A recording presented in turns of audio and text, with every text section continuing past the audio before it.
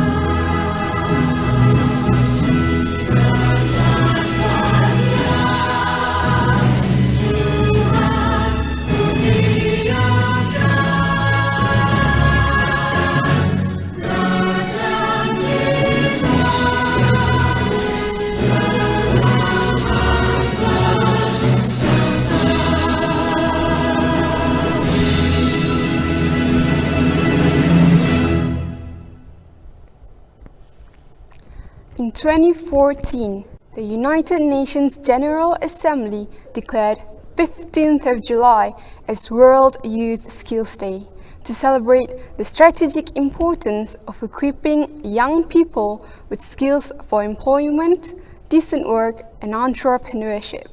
Since then, World Youth Skills Day events have provided a unique opportunity for dialogue between young people, technical and vocational education, and training TVET institutions, firms, employers, and workers' organizations, policymakers, and development partners.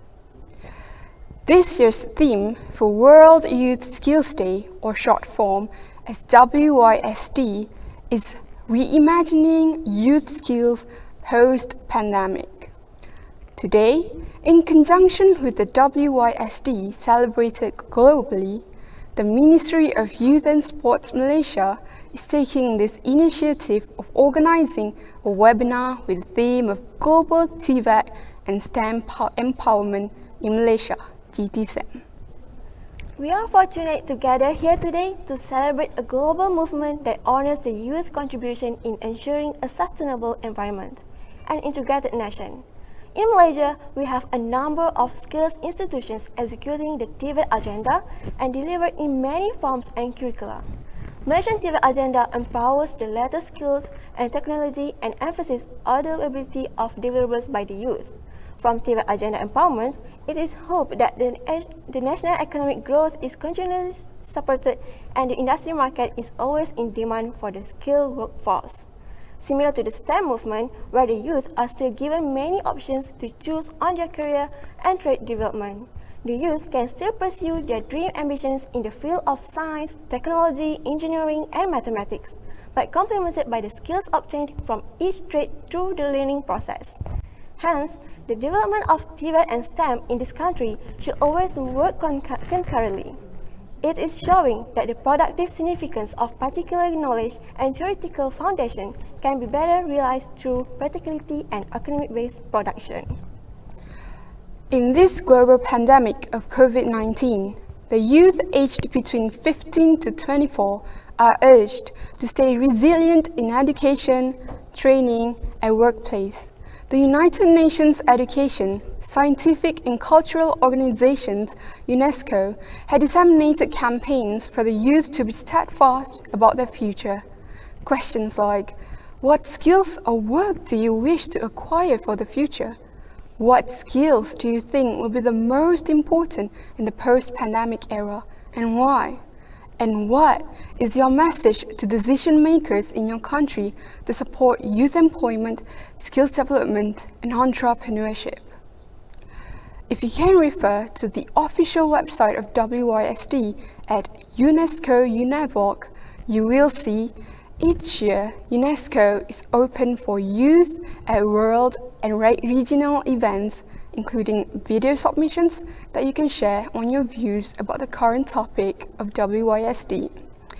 You can submit a video up to 60 seconds to the official website of UNESCO UNEVOC to be featured by their Central Secretariat. At the same time, you can view other young people's opinions on the subject matter. In addition, today's webinar, organized at national level by the Ministry of Youth and Sports Malaysia, is prepared to help the youth to foresight their journey in education and training, particularly for the era of post-pandemic. Our webinar today will start with an opening speech by Mr. Muhammad Iqbal Muhammad Nur, Director of Youth Skills, Ministry of Youth and Sports, with the title of Celebrating the Diversity of STEM and TVET Development in Malaysia. For your information, there are 22 youth skills training institutions under the coordination of the Ministry of Youth and Sports, offering various technology programs, including automotive, mechanical, electrical, electronic, hospitality, and textile. With this profile of managing about 10,000 students for each enrollment, let us have a sharing session with Mr. Muhammad Iqbal. Please welcome him. Bismillahirrahmanirrahim. Assalamualaikum warahmatullahi wabarakatuh dan salam sejahtera. Thank you, Masters of Ceremony. Yang berhormat Datuk Seri Rizal Marikan Naina Marikan, Minister of Youth and Sports. Yang berhormat Senator Wan Ahmad Faisal Wan Ahmad Kamal, Deputy Minister of Youth and Sports. Yang berbahagia Datuk M. Nur Azman Taib, Secretary General Ministry of Youth and Sports. Yang berusaha Encik Abdullah Hassan, Deputy Secretary General Management. Yang berusaha Puan Ramona Muhammad Razali, Deputy Secretary General Strategic. Invited speakers, Mr. Jonathan Ledger, UK TVET Specialist, UK Department of International Trade.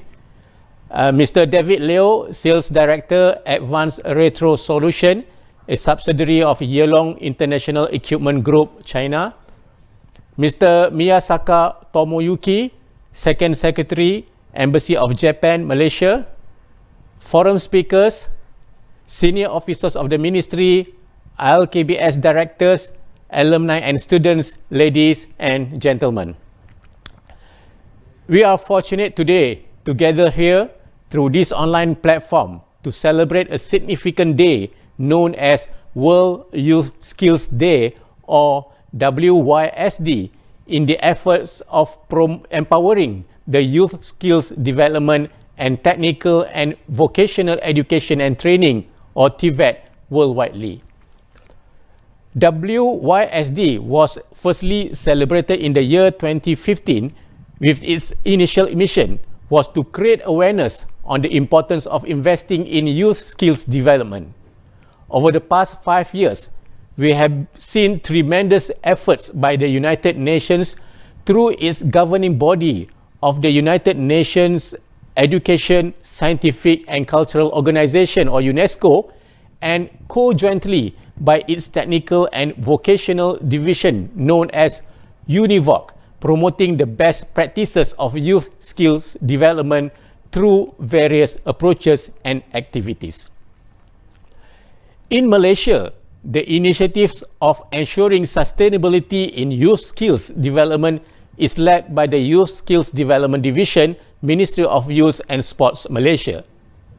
It is through our skills and TVET training institutions that we are promoting all the key elements of developing the right investment for youth to face the challenges of economic growth and market demand. The key element of skills training should always contain the latest competency skill sets, the adequate knowledge, and the right attitude. The skills training institutions of Ministry of Youth and Sports had also their added values that each student is also equipped with commendable social development modules to support their self-establishment. Since 2020, WYSD has promoted campaigns on the awareness of the post-pandemic era that the youth need to anticipate for the challenges of uncertainties. This year, the global theme of WYSD is also about the preparation of the young people to face the post-pandemic situations. The core values behind this motion is the importance of educating the young people to be prepared with all the possibilities and opportunities they might foresee once the pandemic is over. Consequently, we are looking at various models and approaches on the method of teaching deliveries throughout the period of lockdown. Schools, skills training and higher learning institutions were not allowed to be run physically. Instead, we are required to adopt more virtual approaches with high utilization of internet technologies. Due to this situation, the implications not only affected the pedagogical training methodologies, but also the quality of the students enrolled. Most TVET and skills training institutions in Malaysia have more than 93% employability rate among the graduates prior to the pandemic. However, this percentage had slightly decreased to 90% since last year.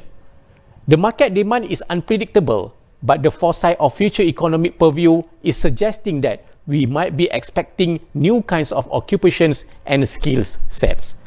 Therefore, the TVET and skills training institutions must also be prepared to design and develop the right method of training, perhaps by cyborgical approaches, and produce better youth with diverse skills that can fit many market traits.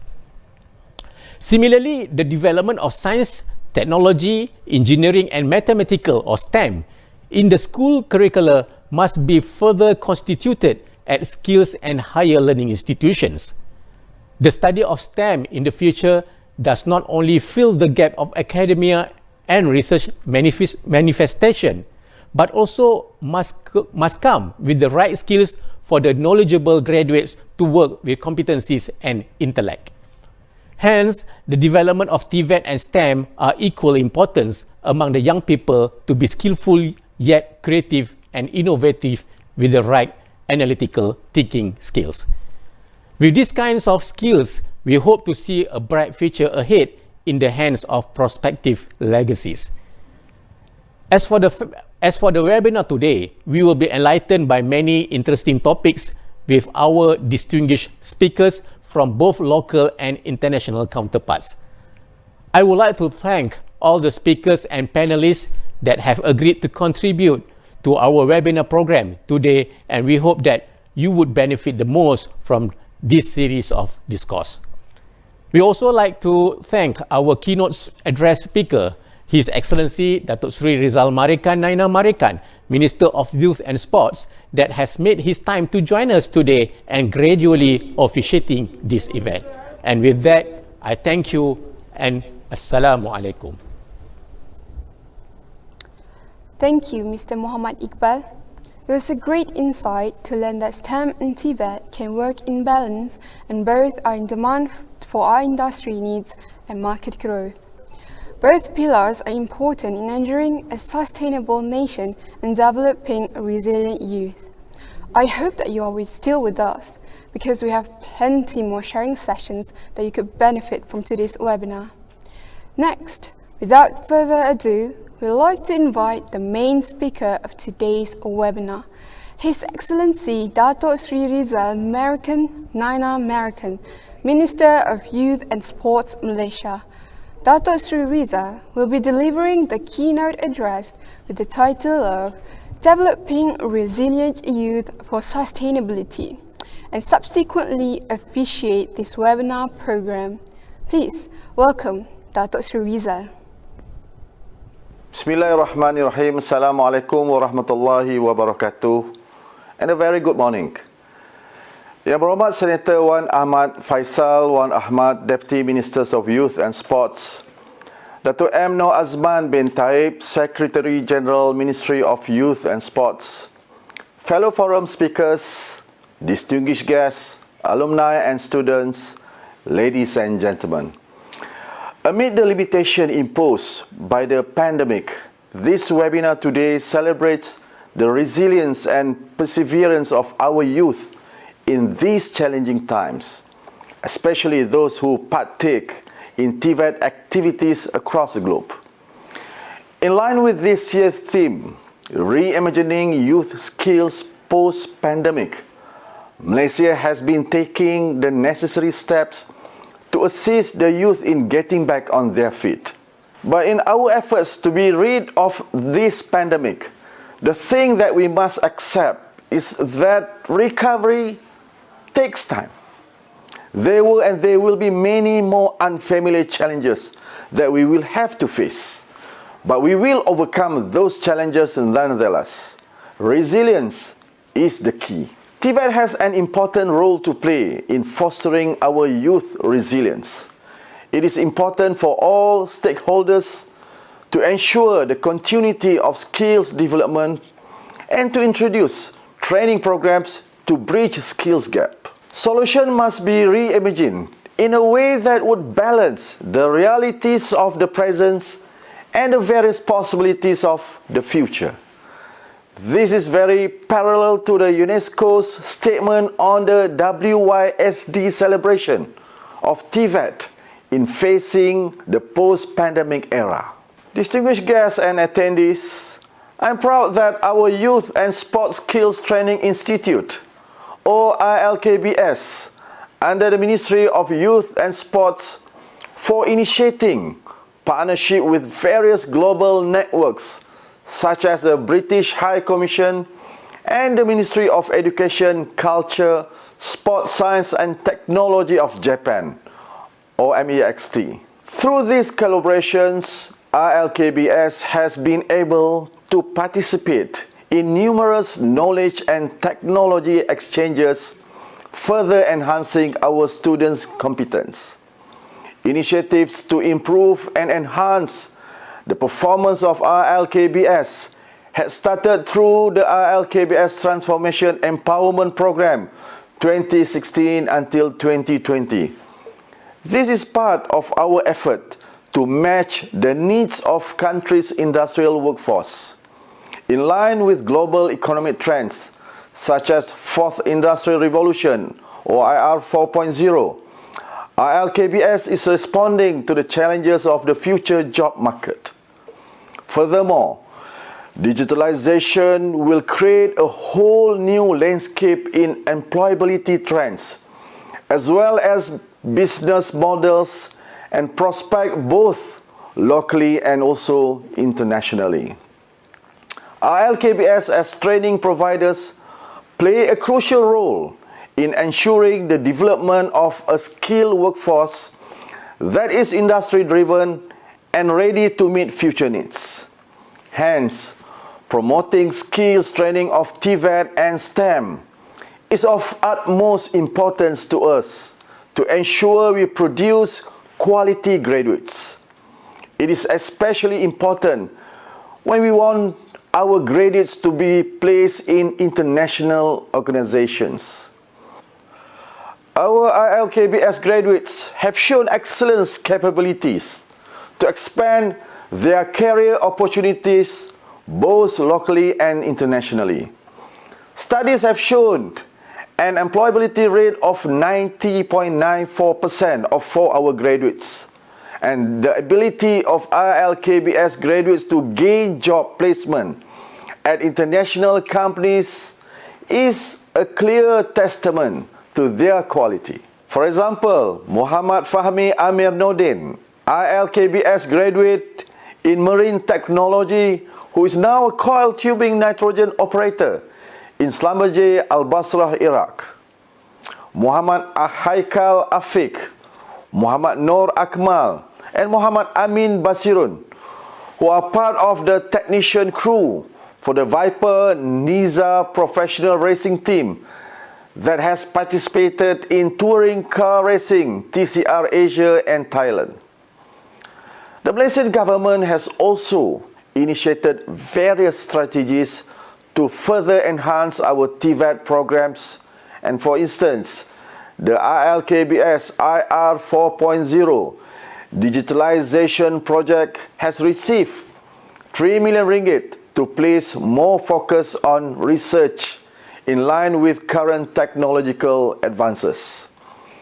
Retrofitting and equipment upgrading project in IKTBN Pagoh, IKTBN Sepang, IKBN Jitra, and IKTBN Bukit Mertajam. 2.8 million ringgit is currently being spent in upgrading the existing training tools, developing smart laboratories, and providing upskilling training for the trainers.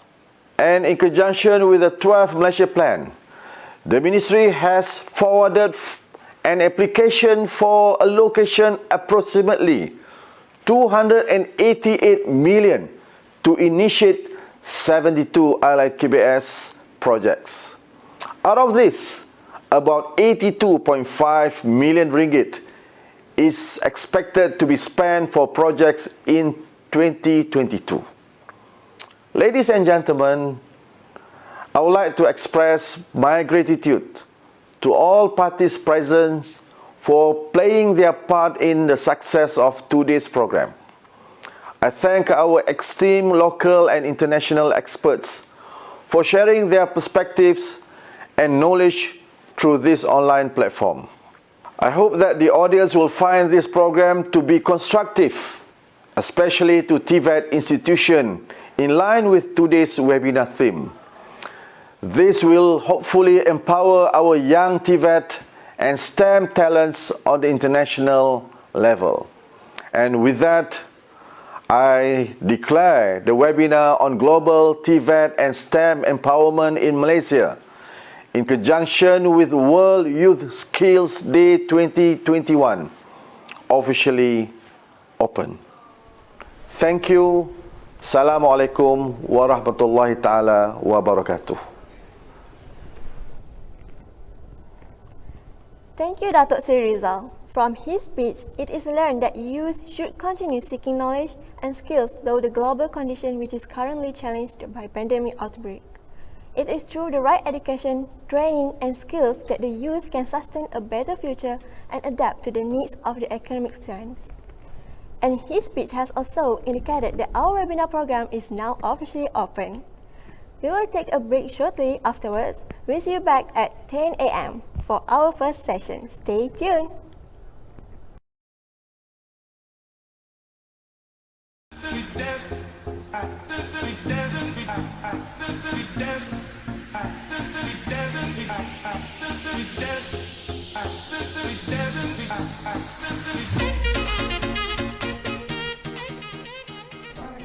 Dear loyal audience, youth, skills trainers and students, educators and industry practitioners, the global awareness on the importance of skills and TVET training has been an emphasis in many developed countries. This is, for example, in the United Kingdom, there is a skills training framework that enables the students to obtain the right competencies and fulfill the market demand. Similarly to other European countries, including Germany, Austria, Netherlands, and France, that have their consolidated framework for TVET training.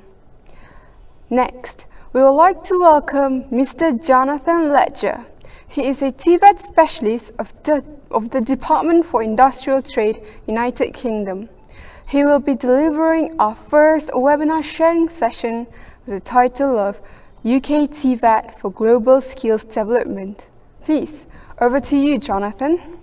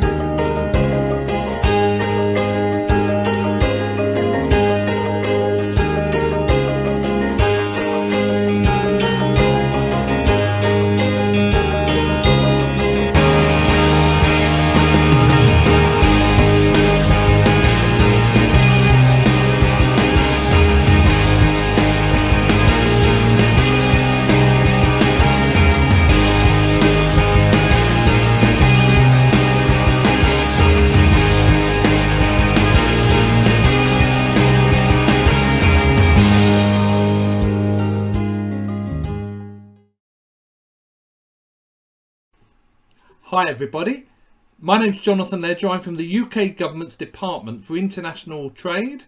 I am the Technical and Vocational Education and Training Specialist. I work in the education team, and it's my real privilege to be here with you today to celebrate World Youth Skills Day 2021. I have 30 years plus experience in technical and vocational education, from apprenticeships to bespoke courses to national vocational qualifications and sectoral approaches to skills. And I'm using that to really support the government's ambition to enable systemic reform of education systems. Our aim and ambition is to equip young people and the workforce at large with the right kind of skills in the right kind of way to enable economic development and sustainability through an appropriately skilled workforce, and to take a sectoral approach to skills. We believe in using world-class best practice, and we want to create mutually beneficial opportunities that enable that systemic long-term change to take place. We are definitely with you on your journey of skills and education, particularly in the vocational space. Of course, the last 16 months haven't really been very normal. We've all had to deal with new ways of learning, new ways of going to work, new ways of dealing with our family lives. And of course, all of this does lead to an impact, a negative impact really, on many businesses, but also on the workforce, particularly new entrants into the job market. And there, of course, I am talking about young people, young apprentices, those leaving school as well as those leaving university that might be a few years older. It's a real problem time for most of those, but it doesn't have to be. We can equip those people with the right skills. We can help employers. There has been, of course, quite significant impact on industrial sectors, and here is a picture from the UK, and you can see that the retail and manufacturing sectors have been hit really hard, but other sectors not necessarily so much. But I think everyone has been affected in some way or another, even if it's only to watch family members lose their jobs or not be able to go to work and earn what they need to earn to be able to live. So I think we are all experiencing that sectoral impact, and skills is a way to make sure that we come back from that with a big bounce, and as Boris Johnson would say, to build back better.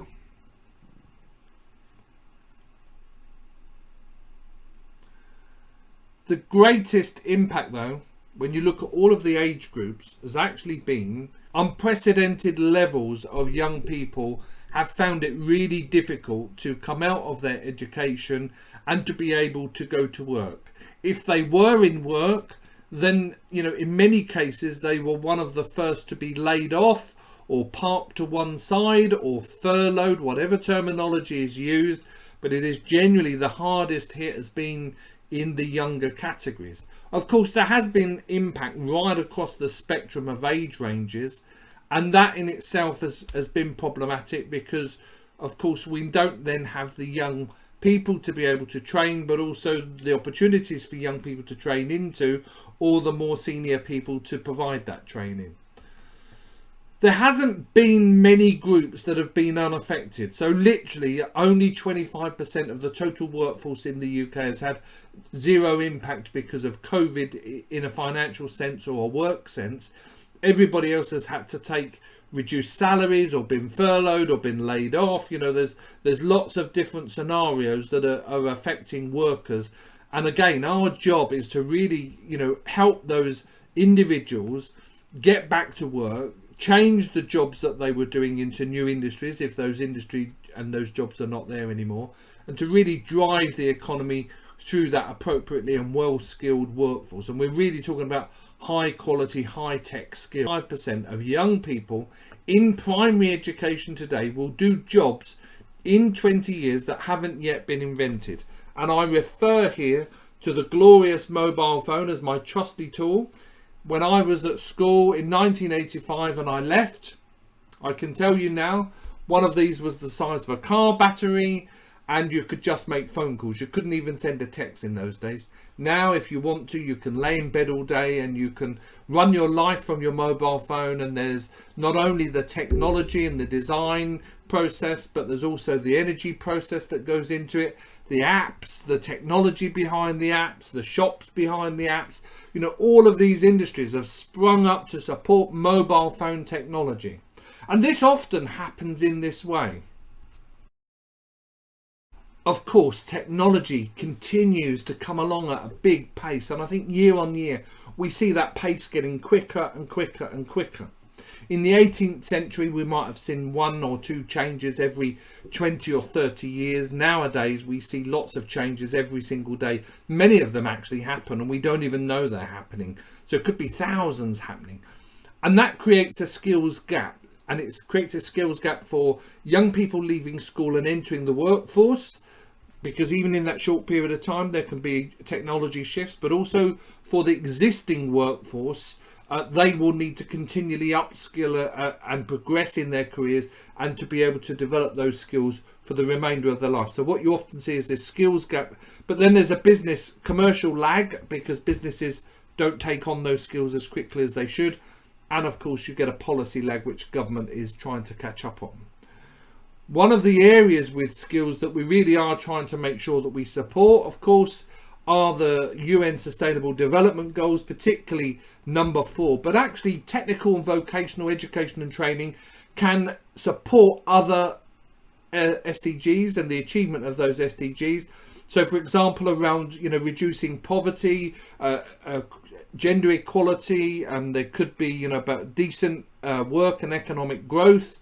So we're not just talking skills as an isolated impact, we are talking about skills enabling many other SDG achievements. And so that shows the kind of depth and breadth of vocational education and training. What we're trying to achieve is resilience through more skilled people and a higher quality workforce.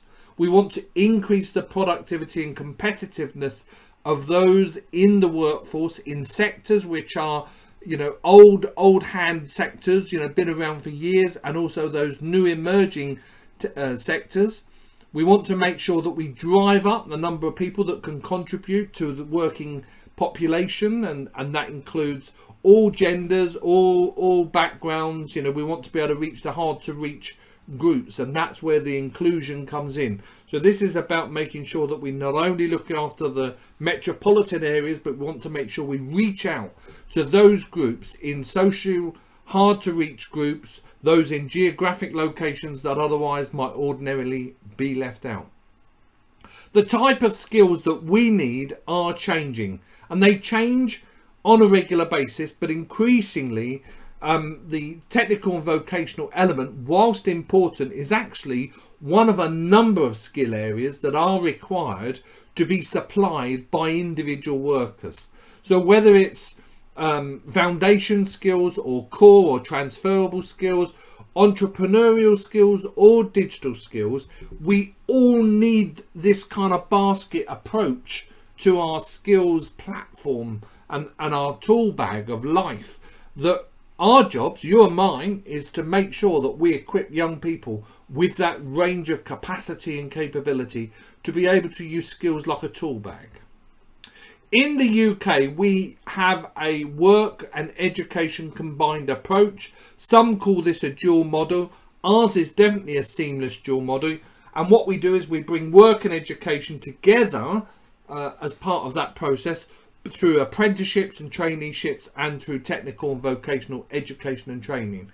And that is really important for us because everything in the UK system is driven by employers and industry being engaged in vocational education, but also designing it and in some cases delivering it. And they work closely with colleges to train teachers and train assessors, but also to develop curriculum and to develop the standards that are required. So for us, employers are integral to that whole process. To help the UK build the right kind of workforce, young people have a number of choices depending on how old they are, whether that's continuing with their learning or actually stepping out into the world of work, or a combination of both through apprenticeships and degrees. At the age of 16, you can leave school effectively if you want to, and you can go on to do an apprenticeship or have employment with training. But generally, most people do stay in academic education to complete their A level so that they can consider going on to university. But increasingly, we are seeing larger numbers of people take up apprenticeships. There is no doubt about it, ladies and gentlemen, that dealing with skills from an employer perspective is a really complex matter. Training providers are really well known for making skills look like some kind of secret club, when in fact what we should be doing is really working hard with our employers to understand their needs and make it easy. For young people in the UK, they effectively have two routes: an academic route where they go on to get academic level qualifications, go on to college and then go on to university, or of course they can go up the technical pathway which will lead them on through traineeships, apprenticeships and to other vocational education and training, whether it's bite-size or full qualifications. So there is a pathway and there is a crossover point that allows them to take the credits that they've earned through their technical level qualifications and their vocational qualifications and have them accepted as a pathway into university, so that articulation is there, and of course back the other way, so from academic into vocational. And that is really important in making sure that young people have a pathway to success, because that's how we create resilient young people and, you know, sustainable long-term career pathways. They've got to be able to kind of keep moving between the two as their circumstances change in their life. A lot of focus in the UK, of course, is around apprenticeships. We are big on apprenticeships, that dual model, which we invented in the 12th century, of course, way back. It involves workplace skills, a range of qualifications that are designed by employers and assessed by employers. It's about giving them the real first class, world class, best skills ever to be able to do that job. It's about defining a career pathway, not just in the short term, but in the long term, to become real professionals. Apprenticeships are not second rate. They are not for people that are stupid or, you know, second class. They are real professional tools to get people on the working pathway and to keep them there. And of course, the bonus is that you get paid for doing it. Apprenticeships in the UK and around the world are really changing a lot. In the UK now, you can do a graduate apprenticeship or a degree apprenticeship and get a certificate from a university, and you can make sure that you can progress and earn so that you don't have to rack up any debts. They are funded by UK government and by employers. It's a real alternative to traditional university routes. And the graduate unemployment rate, if you take a look at it, is about 40%, whereas in vocational education and training, unemployment is less than 5%. So, you know, but it is there, you know, on that basis.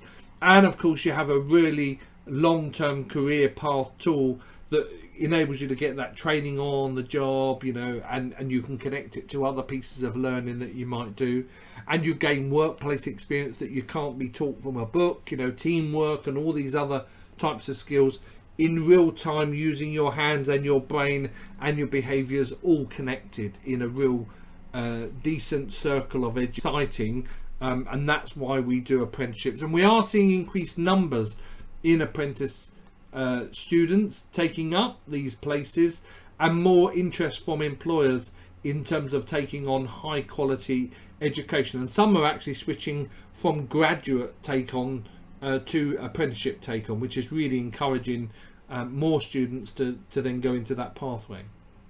Our system allows, don't forget, all the way through our time between academic and vocational and back again. It also means that if you change from one job to another or one sector to another, if you need to, you can go back to the bottom and you can start again. So it's not always about going up and getting better and better. Sometimes you need to switch because your life changes. So our system is flexible, and you know, if you back to academic and vice versa as you travel through your life. So it's like a tool that you can pick up that travels with you and flexes with you according to the circumstance that you find yourself in, which I think personally is really, really useful, because you know, you don't know how your life is going to work out, and so you know, resilient young people need flexible, robust education systems that move with them, that move with the times, that change with the times, and allow them to pick up the skills that they need. Of course, part of this now is all about credentialing, so bite-sized learning that adds up through smaller points, and those points become prizes or qualifications or whatever later on in life. But you know, increasingly we are seeing micro credentialing, so, and that will help with online learning and small you know, bites of learning that people are now taking to in a big way. The UK methodology is definitely demand driven. There's no other way to say it. In the vocational space, it's all about, you know, where are the jobs, where are industries going, what is it that they need in terms of skill sets to be able to drive those businesses forward, and how can we enable that to happen. And the simplest way is to against the demand or the supply, sorry, of the skills system, and we make sure that young people are looking at the careers that are there or coming up, and not looking behind at careers that have already gone by and maybe there aren't so many in the future. Of course, you know, there are some sectors where we still need large numbers or base numbers of new workers, but we need to make sure that we keep looking forwards at those new career opportunities that are coming. It remains high impact. We do not carry on delivering apprenticeships and qualifications that do not do what they say they're going to do. So this drive by employer type approach is really important. And it's not just the government that works with employers, but the colleges and the independent training providers.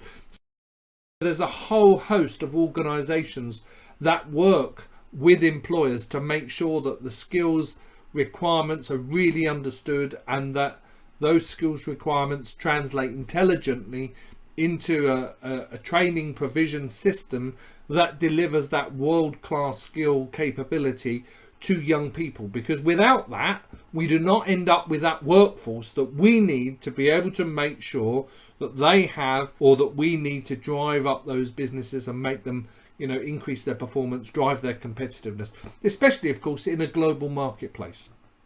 And so the way that we try to do that is to, you know, get businesses to really integrate skills into their normal methodology, their normal working process. For example, if you're developing as an industry a skill standard, let's just say for an engineer, and the way it's designed is it describes an engineer in terms of the required, then why not use that skill standard as your recruitment template? You know, that could be part of your interview process. It could be part of your questioning technique when you're looking at applications for job vacancies. That same standard can be used for induction processes, because you're taking people on a learning pathway. So, you know, it's not just a tool to shape qualifications and then you put it on the shelf. It's something that you integrate into a business, and it becomes part of business as normal, business as usual, and becomes part of that ongoing training and skills and competency assessment process. That in turn drives a quality assured training system whereby you go about building strong teams through the identification and the diagnosing of skills demands and matching that. Employers have a massive part to play in the skills system. I've already set out a number of those, but we'll just recap here. And that includes, you know, sharing labour and workforce information so that we can create the right kind of skills system and deliver right kind of skills in the right way. It's also about, don't forget, making sure that students understand the expectations of jobs and job roles, and that we are lining up enough of those for each of the job roles that are existing in society. Employers sit down with us, with their technical experts and their operational experts, and actually put pen to paper and help us design the standards. The standards are not designed by UK government. The process is led by the government, but the standards themselves are developed by industry so that they buy into them. And if they don't develop them, they will think somebody's trying to impose it on them, and they will not use them. We also have, of course, employers helping shape curriculum. Each of the colleges and training providers in the UK develop their own curriculum to match the standard, because the standard is the benchmark to beat. And so employers in different localities will develop that curriculum. But the important thing is the end assessments that happen have to be done in a systematic way, so that somebody in the north or the east or the south or the west, their competencies are assessed in the same way. Employers also help colleges with the training of trainers and the training of teachers and the training of assessors, because, you know, you could be a teacher and you're in there for 20 years and new technologies come along, and unless you're in the workplace, you'll never really know about what those technologies are. So it's really important that you get back to employment, back to work, go and work with employers, go and look at the factories and see what's going on, and our employers enable that to happen. And that's really quite exciting. And so they're really with us on that kind of continuous pathway all the way through. And the bit that we love the most is when they give us feedback and they help us drive return on investment, and understand impact and value on their businesses and on their workforce. So the whole art of employer engagement in the skills system, not only is it about giving young people the chances that we want them to have in life to start their careers and to stay in their careers, but, you know, by developing and involving employers in the ways that I've described, we are able to then look at, you know, cross-sector consistent use of industry-wide competency standards, and those standards support the transferability of skills from one sector to another, or one subsector, or one job type to another. They optimise the supply and demand, so that we understand where to recruit graduates and where to recruit apprentices and normal workers from, and also where to redeploy. So in times like COVID, where we've had to redeploy a lot of workers, it's really important that we understand that skills picture and that job market picture. And of course, it's about increasing competency, that goes without saying, but it's also about making sure that we understand and appreciate the value of not only apprentices and students in the technical and vocational space, but understanding that employers need to know what impact that is having on their productivity and competitiveness. Because skills is an investment, skills is not a cost. And so we need to create that, and we need to talk that language to employers, because they buy investments, they don't like buying costs. So we need to be thinking about how do we translate skills into that investment type language that employers really understand.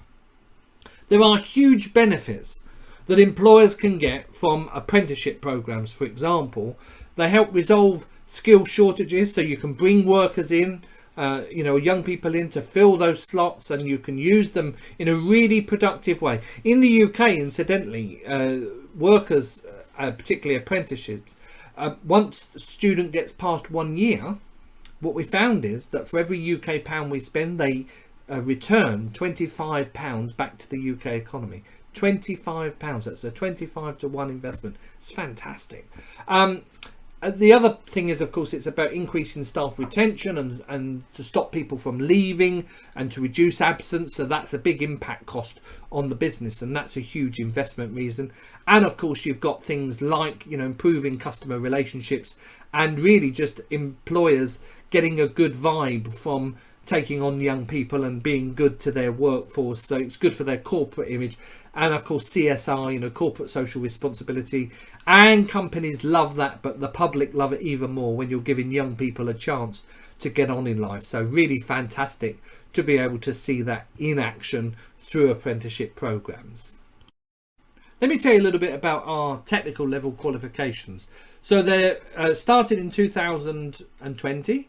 And they are 2-year routes, so 2 years a student will stay on that program. They're level 3+ courses, and the idea is that a young person will enter that program. As part of that program, they will learn lots of workplace skills and knowledge, and they will do at least 45 days in a workplace scenario to practice some of those skills.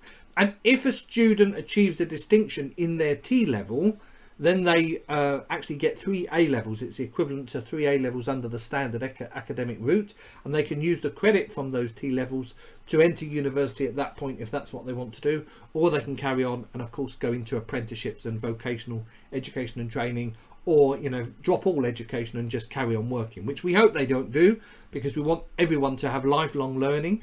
But it offers that, you know, reinforces that technical approach as well as that academic approach to our education system.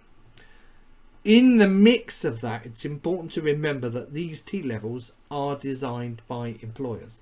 So we sit in a room with employers and we ask them what they want in the jobs as part of that specification.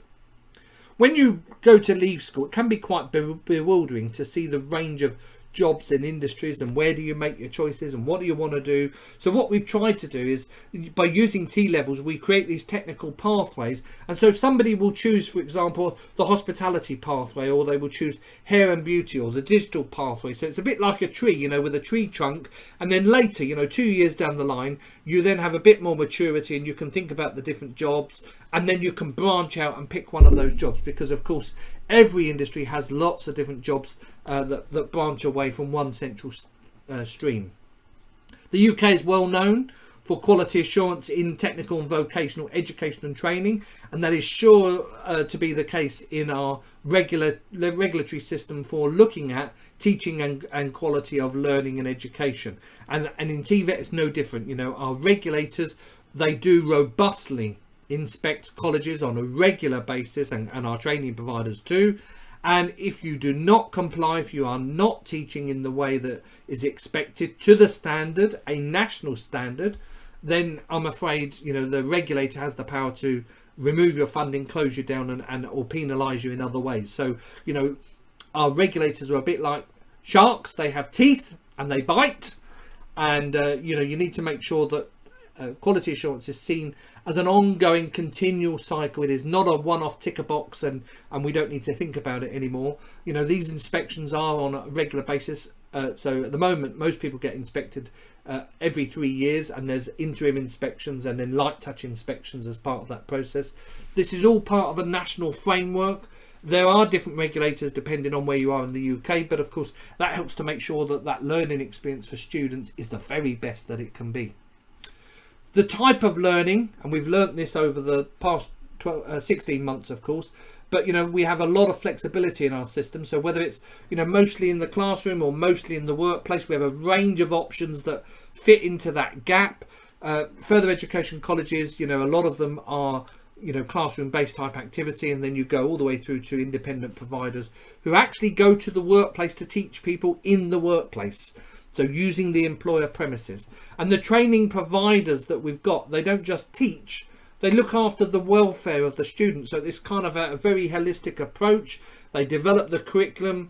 They will cover entrepreneurial skills, because, you know, we need entrepreneurs in businesses to help drive those businesses forward. It's not just entrepreneurs in the kind of single let's start a business sense. This is actually being entrepreneurial when you're part of another business, key skills and things like that, and functional skills come into that remit. So what they're trying to do is look at that whole person type approach, and that really is how education providers can really drive forward this kind of robust, resilient type approach that we need young people to have. And I always think of skills as a bag of tools that you carry in your life, and depending on, you know, the circumstance at the time, you take the tool out that you need to be able to do that, and that means apply the skills that you've got. None of us, I don't think, ever start our lives at 16 or 17 or 18 years old and think, you know, we're going to be one thing all of our life and expect that really to happen. Most of us hop around all our life from different jobs, and then eventually we get to hopefully enjoy retirement, and when we look backwards, we will see that we've taken skills from each of the jobs that we've had, and we've gone to another job and we've used some of those skills and built new skills, and then we hop to another job, and then we, you know, again take the skills from one job to another. It might be a previous career, or it might be the last career, you just don't know. The art of this is this kind of springboard approach to take those skills from place to place. Within our system, of course, you all know that we have a regulatory system for managing our qualifications and apprenticeships.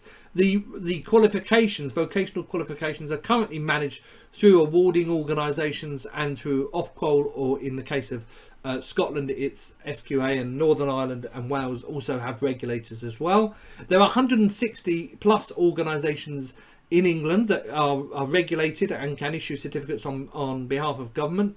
They develop qualifications, they monitor progress. So, you know, in effect, you get a teaching and learning inspection from Ofsted, but you'll also get a qualification delivery inspection from the awarding organisation. And the awarding organisations are only inspecting the qualifications delivery. Ofsted are inspecting the whole business, the whole learning establishment. Let me give you a quick helicopter view. So if you were to zoom back out and get right up into the clouds and look at the UK system, this is what it looks like. Is employers are the ones that drive the strategy and the direction of their sectors, and that's really key to the process.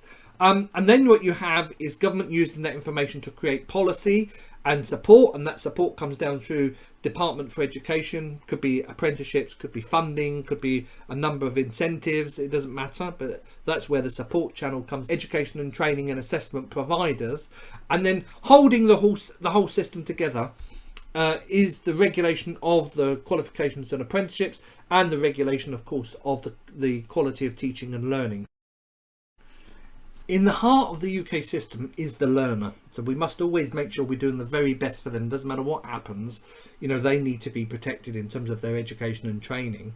So around that, we have a whole host of organisations that deliver that. Not only the education providers, but of course, you know, digital skills providers, equipment suppliers, you know, all sorts of different organisations. So we must make sure that that group of people is there. And then we have these kind of rigid parts to the system, which is the regulation, which, you know, keeps everything in check regardless of what happens in that middle section.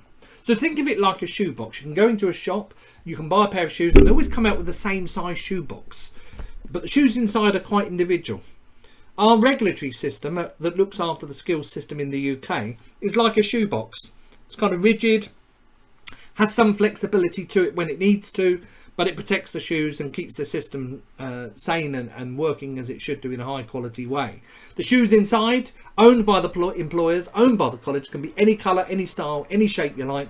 So that allows all this flexibility inside the TVET system, but actually all of the system looks the same from the outside. So whether you're doing an apprenticeship in engineering or shipbuilding or IT or whatever, the process for setting them up is the same, quality assurance is the same, everything looks the same except the content and the delivery. That's the bespoke part. And this ecosystem that you see on screen now, this dark blue band, can change as much as it likes. You know, colleges can merge, go bust, it doesn't matter. Employers can go bust. The cocoon that's created around the outside keeps that system under tension and keeps that system operating in a way that is not really affected by what goes on inside the system, even though it offers all that kind of flexible approach and that you know, openness and the transparency. It really does deliver with an impact. So we have, in England, for example, one regulatory organisation for the qualifications, one for the learning inspectorate, 8 qualification levels, 12 if you're in Scotland, 160 plus awarding organisations who issue the certificates on behalf of UK government, 305 further education colleges, over 6,500 training providers. And between them all, they deliver over 6 million annual certifications in the UK. Employers donate 1.4 billion learning hours, and employers as well give, through the levy system that we have, £3 billion per year in investment in apprenticeship programs. And here's the thing, on top of all that, we deliver 4.9 million qualifications, TVET qualifications, outside of the UK. And to do that, we use a very diverse landscape. So whether it's augmented reality, or whether it's virtual reality, whether it's MOOCs, whether it's other online learning platforms, whether we're talking about career paths, whether we're talking about language to accompany vocational training, whether we're talking about credentialing, actually, and increasingly we're seeing credentialing become a priority. So, bite-sized pieces of learning that have bite-sized credits that can be accumulated, and accumulated points make prizes, and so hopefully, will lead to qualifications. There's a whole range of stuff that we need to make sure stays alive and well and is robustly managed, and the quality is excellent within the skills system. And that's not always easy to do, but that's the kind of system that creates that resilient learner, that skilled learner that you're looking for in the future workforce. So it leads me to the question, so what? And this is one I ask myself all the time, and when you're working in education, I think it's really important. So what difference are you making? So what about quality? So what if we don't get the curriculum right? You've got to really think about that, because this is where it does impact on the students, and it certainly impacts on employers and the industry. And I think what we don't really see is enough training providers measuring the impact and the value and the benefit that they create. And I mean starting right at the beginning, when you have a relationship with an employer or student, and really understanding where they are in their lives or where they are in their business, and measuring the distance that you travel with the learning and development that you implement. So to do that, we have to focus on client priorities. So you see, I changed the word there from employers to clients and students to clients, because we have to understand where students want to be in 5, 10, 15, 20 years. We have to make sure that we understand where employers want to be in 5, 10, 15, 20 years. And we have to try and make sure that we get as much alignment and matching as we can, because we want to deliver the right skills for the right people, for the right kind of jobs that are coming up in a really positive, shiny, happy future. We can't cover everything all the time, we know that. So we have to work on those things that we can really achieve with an employer. And any training provider that says they can do everything is a liar, because that's just not possible. And rather than talk about the products and services, we need to think about what it is that we will achieve and how that translates into value and impact. So students want to be able to get on in their lives, to have high quality skills, to know that they can go for jobs and be successful in those jobs, and successful long-term sustainable careers. Sometimes it might be with 2 or 3 employers, doesn't matter, because we're in a gig economy. And so what happens, nowadays people have multiple employers. That's okay. If that's what people want to do, if that's what people have to do, we need to make sure they're equipped to be able to do that.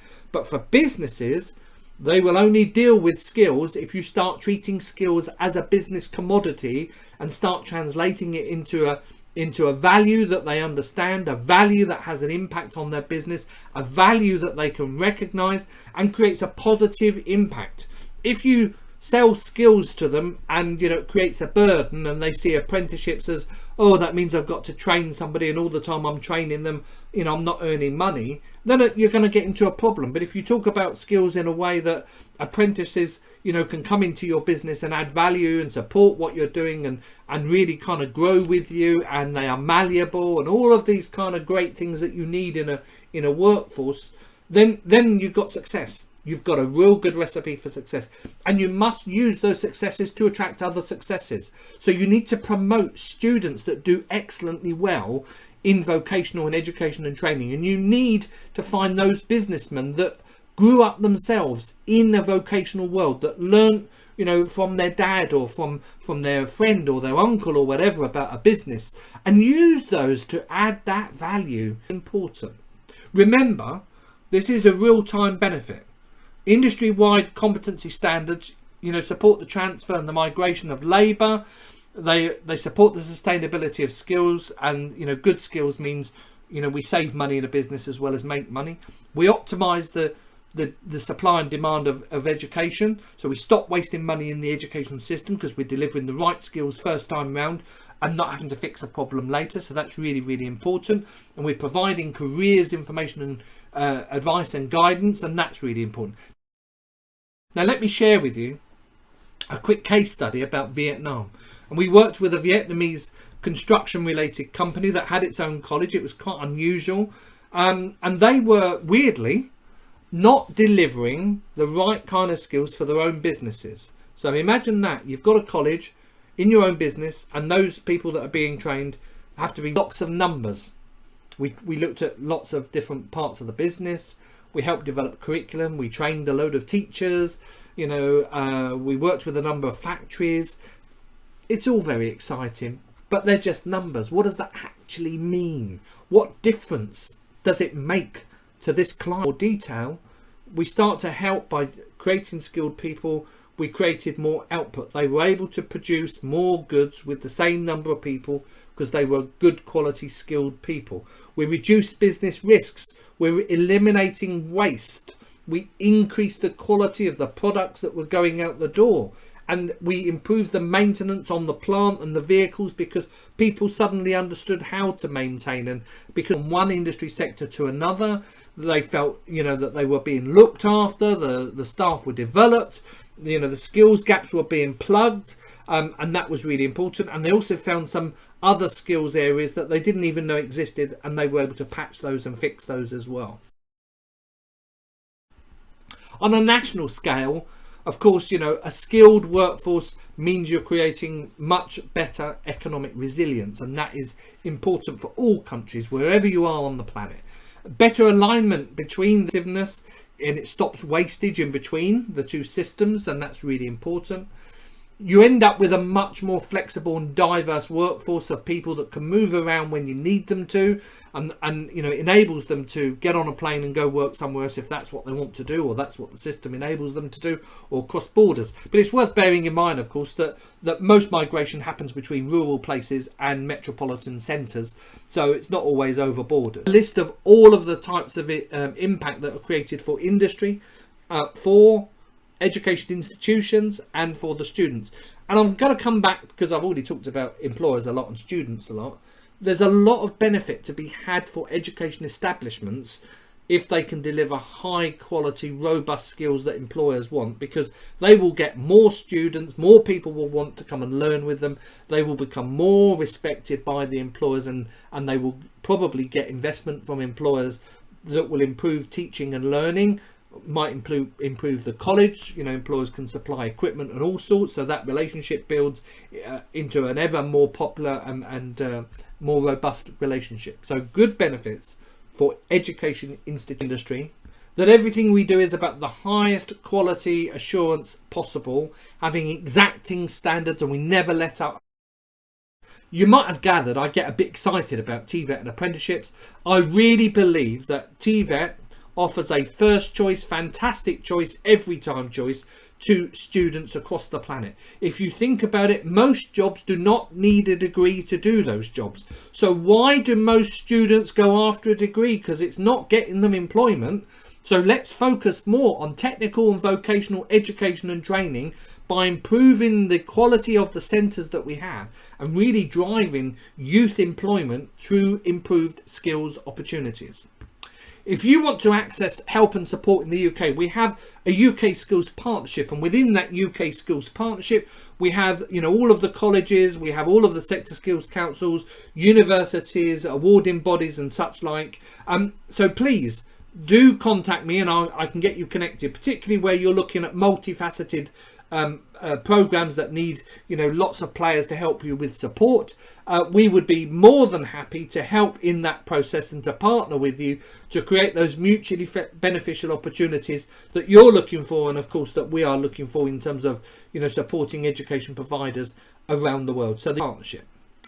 Let me just finally say that whatever we do with TVET for young people, we've got to make sure it's sector focused, that it's strategic, so it's long term, that it's demand driven, and it points at the jobs that exist at the time or are coming up, that it's flexible and responsive to be able to cope with things that happen in life and life changes, and sometimes they're global changes that affect us as a country, and that they are contextualized. You know, I started by saying this is not about the UK giving you a TVET system. This is about using UK global expertise in technical and vocational education and training to help Malaysia build an education system and a TVET system that's fit for Malaysian workers and students, and also for the businesses in Malaysia.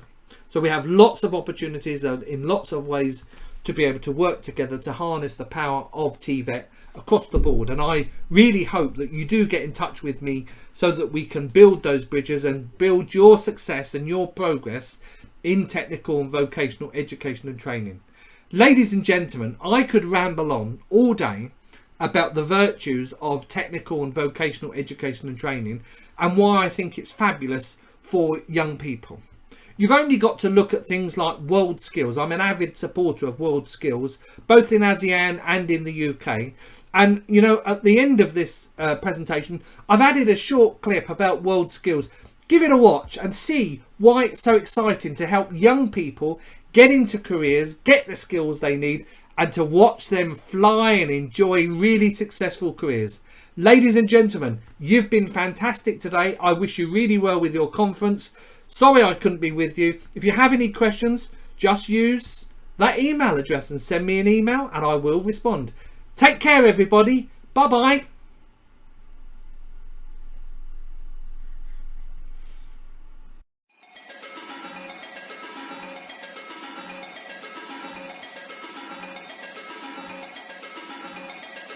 World Skills UK Live has been the biggest and the best showcase for skills that we've put on in many, many years.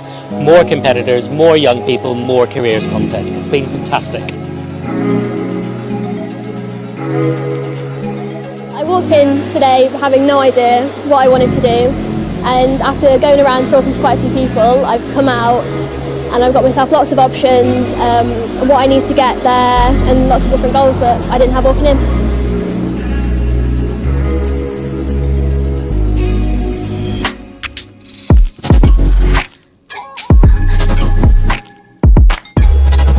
Network Rail have been at World Skills this week trying to motivate and inspire up to 80,000 children to choose their STEM subjects and consider a career in engineering. And what better place to do it than in the UK with all the opportunities we have available.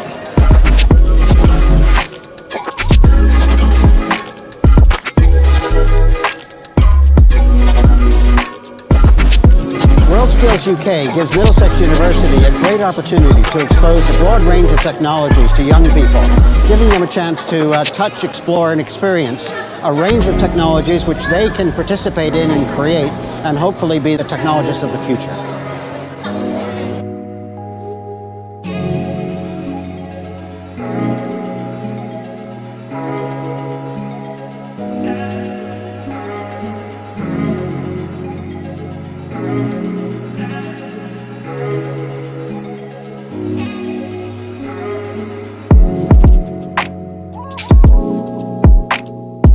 We very much value the opportunity this competition offers our students, because for us it empowers them, it gives them confidence, it gives them a direct link with the industries that they are going to be going on to, so providing kind of real world experience for the real jobs that they're about to go into. So it's a very important aspect of our curriculum training. Vocational skills and training is highly critical to our business. It is the primary source of recruitment into the organisation, and therefore we're really keen to ensure that we are promoting our brand and getting face to face with young people to talk to them about opportunities within our early careers programmes at Airbus.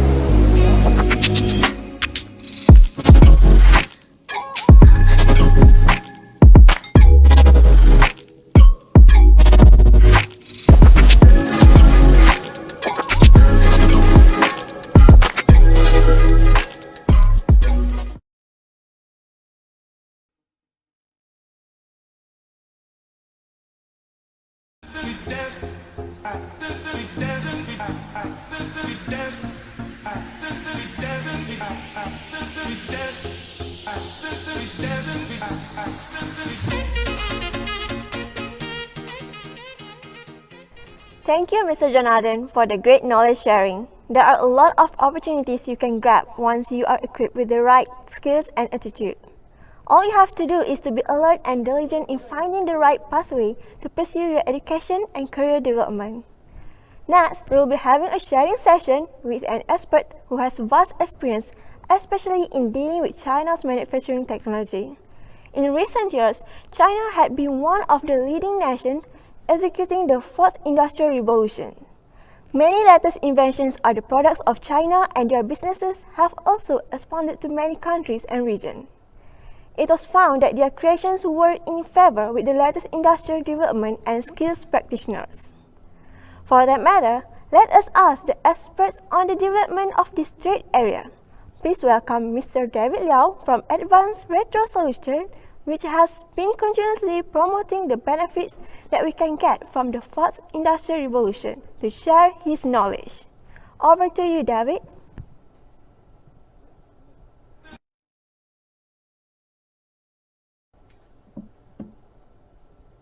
Okay, very good morning. It is my honor to be invited by KBS and the organizer to present the industry readiness training in the fourth industrial revolution from the industry perspective. I'm David Liao from Advanced Retro Solutions in Berhad. So these are the topics that I'm going to cover in my presentations. I will be sharing with you a quick one: who are we?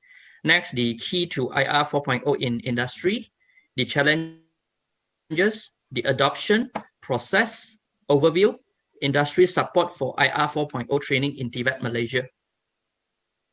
So I'm also going to share with you some of our references for skill talent development in Malaysia.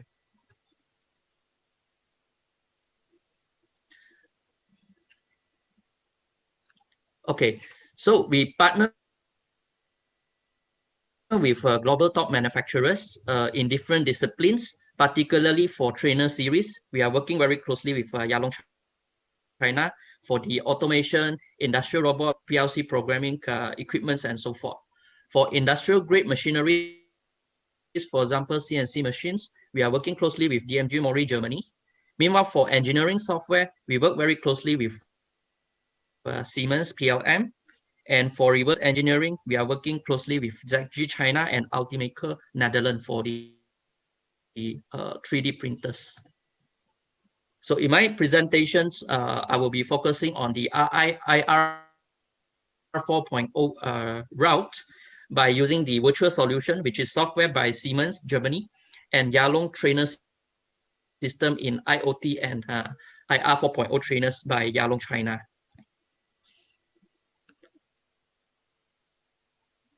Okay, so what is the key to IR 4.0 in industry?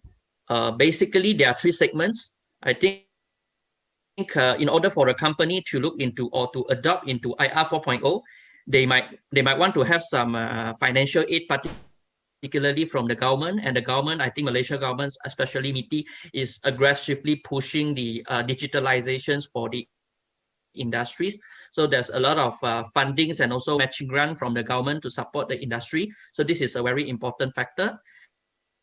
Next, the technology. So particularly like Siemens, Yalong, and so forth, they will be providing the fantastic technology in order to get the companies get digitalized. And most importantly, we need skilled talents from the TVET institutions. Eventually, after each investment of IR 4.0, the graduates or the skilled talents are the one who actually run the system for the industry. So what is the challenges of IR 4.0 training in TVET? So particularly for industry, there is a huge shortage of human resources. It is quite difficult for them to get skilled talents, be it managing the software or to automate the production process. And most of the companies is unconfident to explore into IR 4.0. because there is an execution gap on the IR 4.0 adoption. Company may usually get the technical advice and support from technology providers from principals. They can get financial aids from the government, for example, NITI grant. However, they hardly find people to run the system after investing. And what is the challenges for academic in order for them to train IR 4.0 in TVET? As of now, there's no syllabus and curriculum yet, as IR 4.0 coverage is broad and the technology keep evolving. So there's no syllabus nor training curriculum on IR 4.0 officially.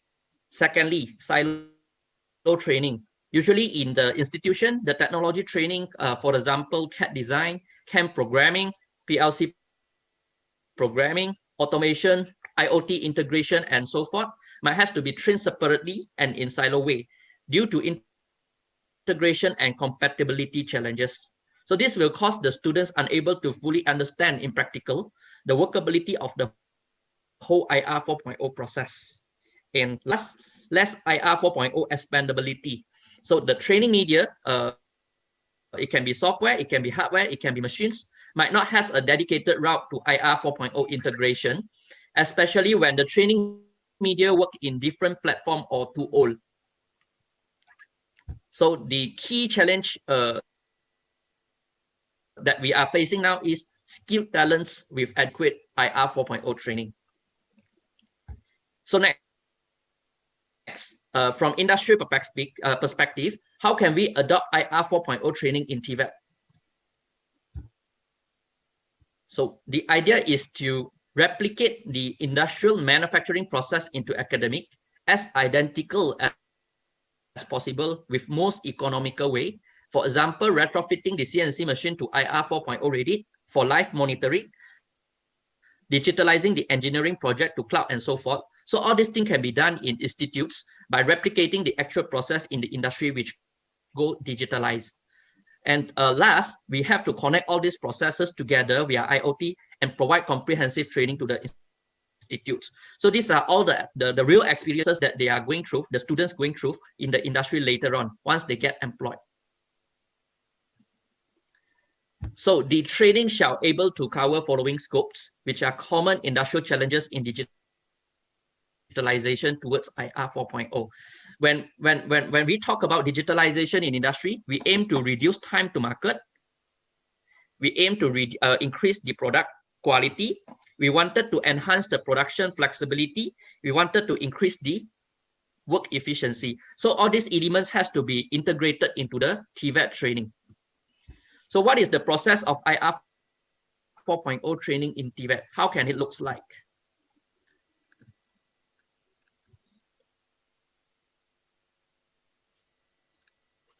So if we are to break the processes in manufacturing industry into different phases, it can be product design. I mean, if a company wanted to go digitalize and automate their process with IR 4.0,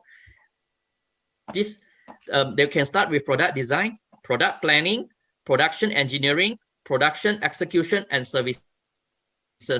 So if we break these 5 manufacturing process into 2 segments, it can be virtual, which is the software representing by the Siemens software, for example, which cover product design, the CAD design, the CAE simulation, the CAM manufacturing, plant simulation, and engineering data management. So this will be managed by the software. That's why it is under the virtual portion.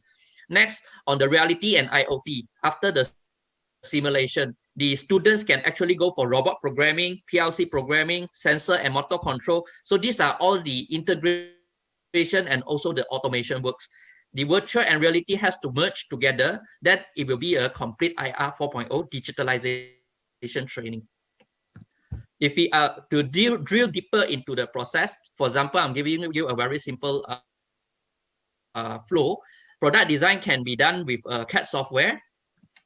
So students can also use the CAE software to do the product simulation to ensure that the product they are designing is well-versed, is with good quality.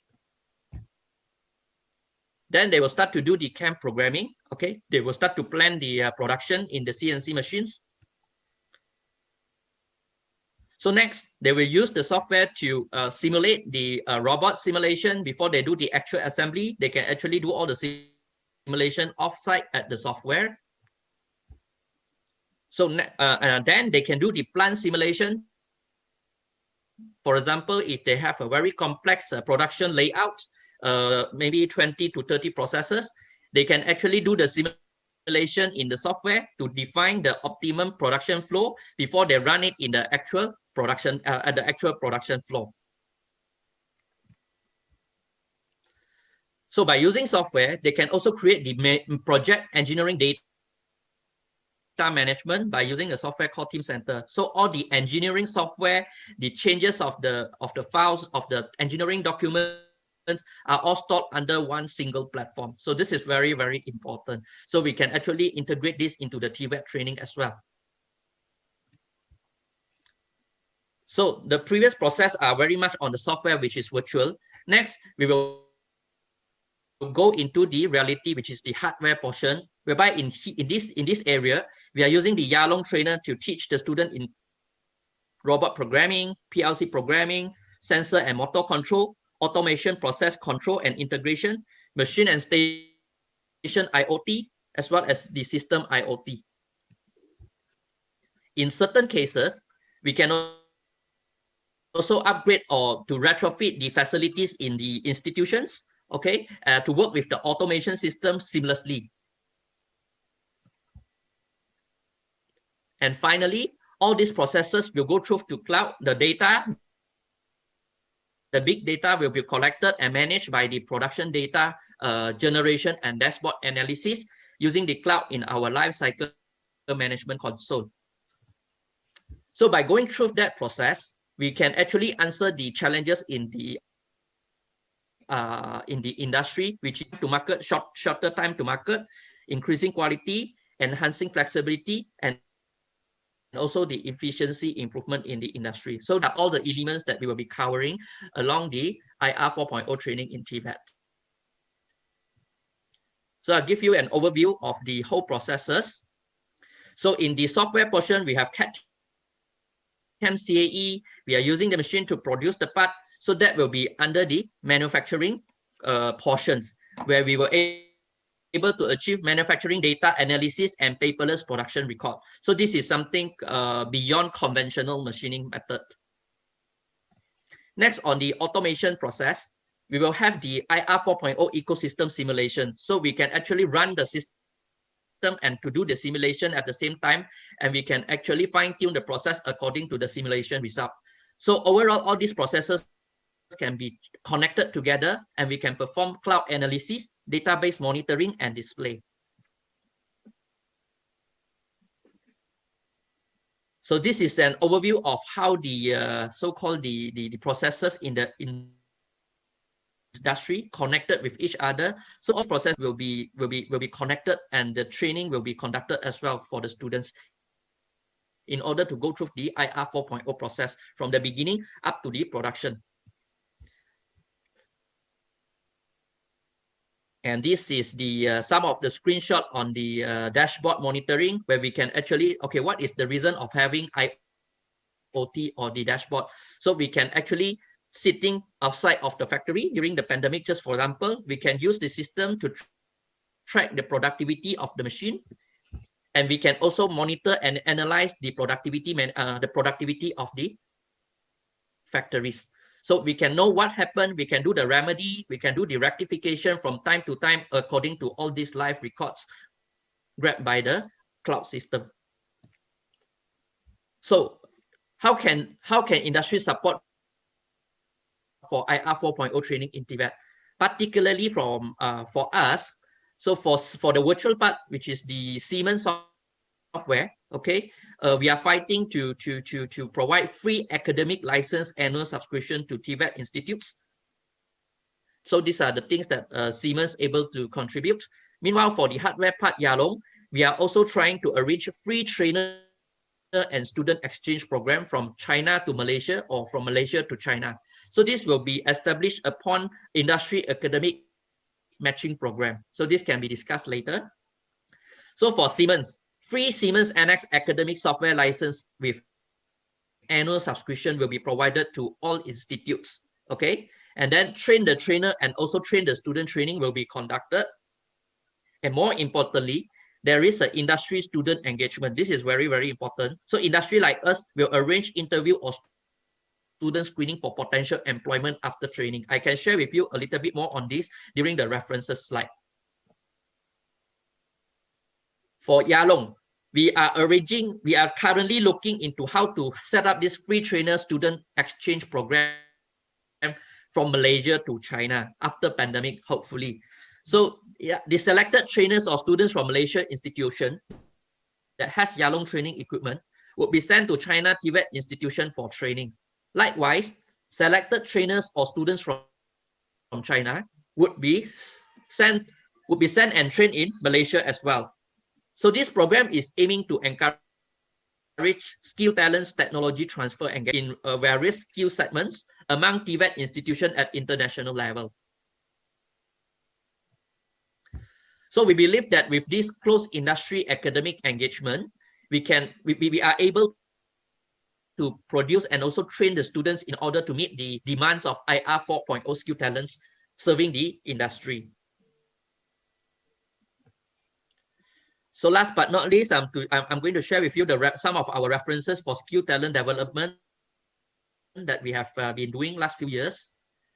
So for Siemens Software, we have the ministry collaboration with MIDA.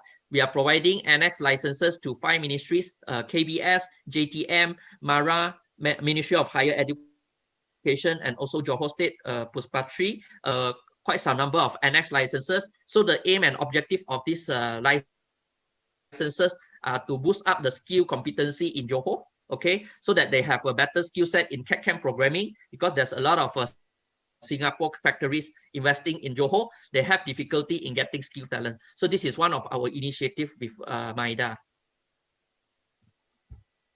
So next, we set up a digital manufacturing center in German Malaysian Institute. So the center is powered by Siemens PLM digital solution. So the CAD/CAM and CAE software is inside. We have also the Modex 3D plastic simulation software in the digital manufacturing center. So with the setup in GMI, we are running free NX training for the final semester students. So these are the industrial academic engagement that I mentioned before in previous slide.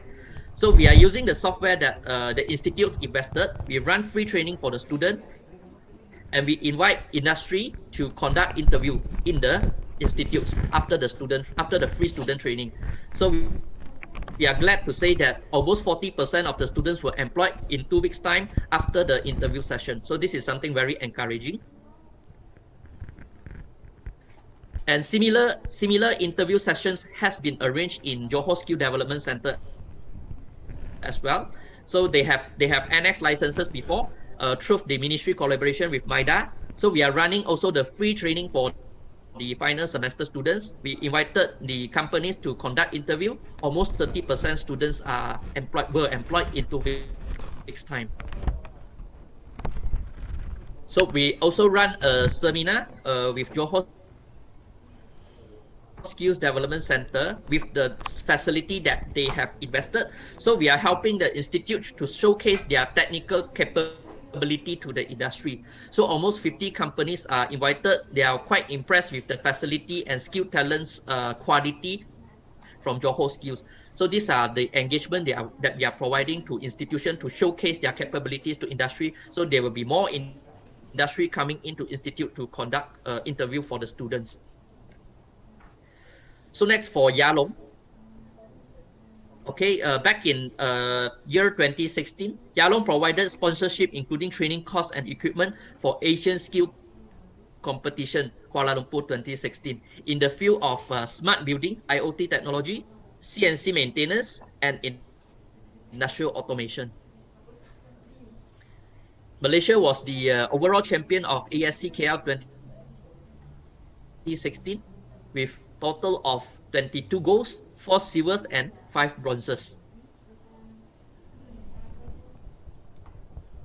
So for overseas training, we are supporting the ministry as well. So we conducted an instructor instructor skill training program in Industry 4.0 and autonomous robot development. Altogether, 17 instructors from Malaysia, including IKBN and IKTBN lecturers, was sent to China for training. Duration was almost 2 to 3 months time.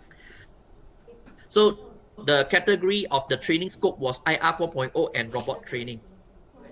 So during the same trip, Yalong was organizing a Yalong Cup skill competition, and we are honored to say that Mr. Muhammad Hazir from IKTBN Sepang, together with IR Dr. Teh Jingguan from Utah, has won the prize in the skill competition under Advanced CNC machine control and robotic applications category. So that's all for my slide. We welcome KBS, IKBN, and IKTBN on board to your IR 4.0 digitalization journey. Thank you.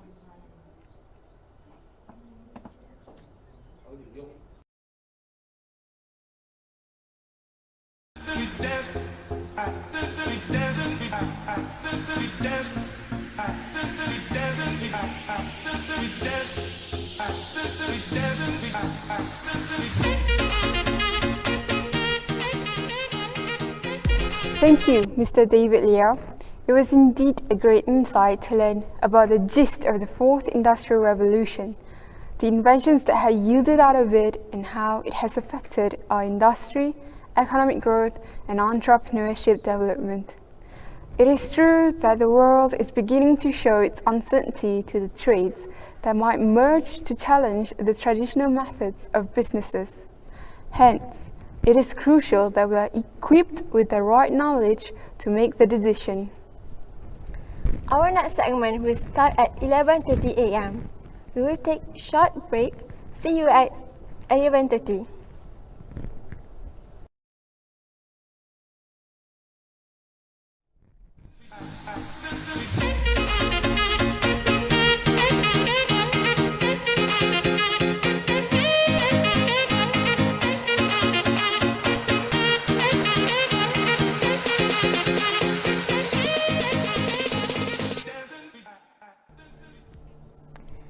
Next is our special segment. We are fortunate today to be joined by our Japanese partner to share their views on the WYSD celebration, especially for our today's theme on skills development and youth resiliency. Japan has a long history of cooperation with Malaysia, especially in skills development. We have been exchanging experts and vocational training methodologies for over the past 40 years. As for today, we have Mr. Miyasaka Tomoyuki, the Second Secretary Embassy of Japan in Malaysia. He will be doing a presentation on skills education in Japan that fulfill the needs of industry growth in Japanese market. He will be giving examples on Japan's very own industrial revolution known as Society 5.0.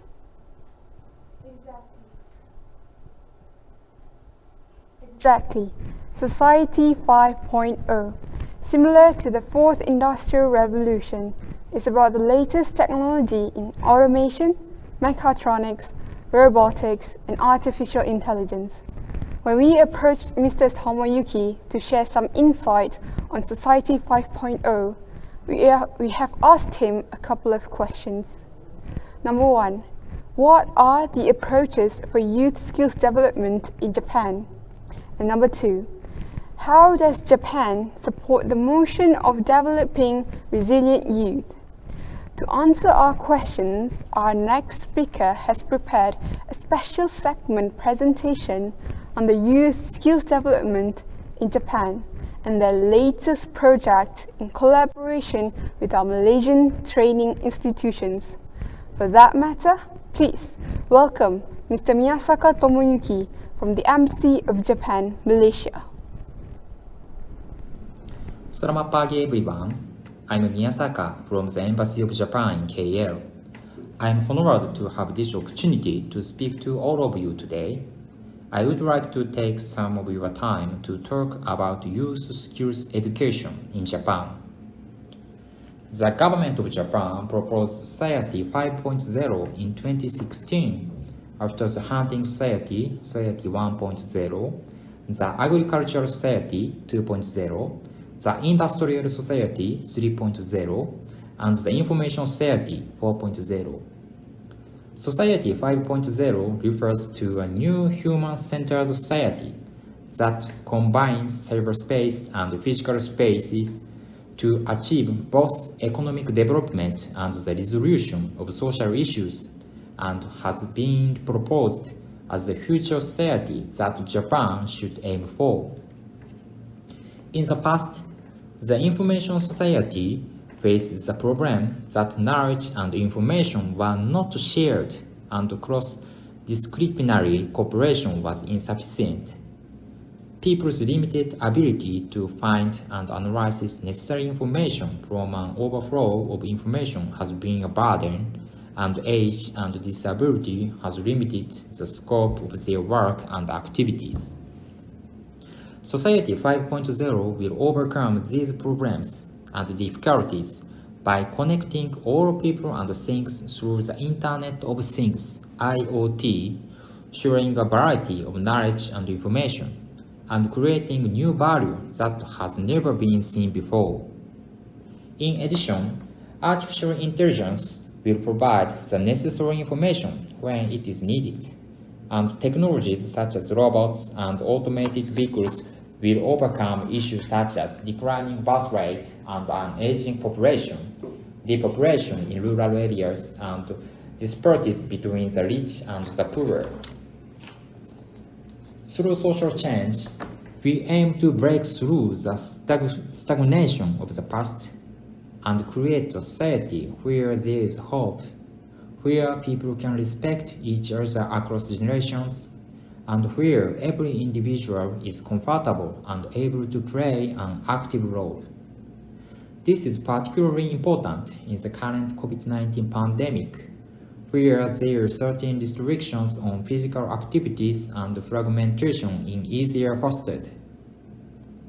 For this reason, the government of Japan is currently considering a range of age-specific measures to develop human resources for the Society 5.0 era. For example, at the primary and secondary education level, the government aims to develop a school ICT environment, including one computer terminal for each pupil in all grades and a high-speed, high-capacity intra-school communication network, which can be fully used by students by 2022, including the possibility of taking the terminal home.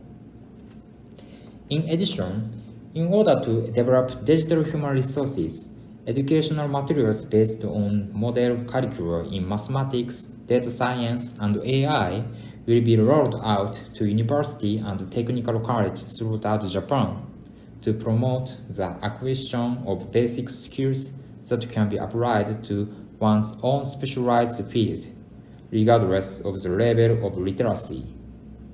Furthermore, we will promote the creation of internationally competitive cross-disciplinary doctoral education programs and double majors in graduate education in humanity and social science with the aim of developing top human resources who can teach. We will also promote the development and use of digital human resources in the private sector. In order to share the image of the digital human resources required by society as a whole, and to develop and secure human resources, we will establish a digital human resource platform in cooperation with the business community and educational institutions to develop educational content and curricula and to provide practical learning opportunities. In addition, we will develop a system including cooperation with the business community and create criteria for evaluating the skills of various digital human resources. In addition, we will also focus on career consulting and recurrent education. Workers, not only young people, will be especially required in the future society to constantly review and brush up their vocational skills. For this reason, we will strengthen our career consulting system to assist in the review process, as well as improve the environment for relearning so that they can be exposed to the latest knowledge. I would also like to take this opportunity to share 3 examples of cooperation in human resource development between Malaysia and Japan. The first is a technical college called GTSEM.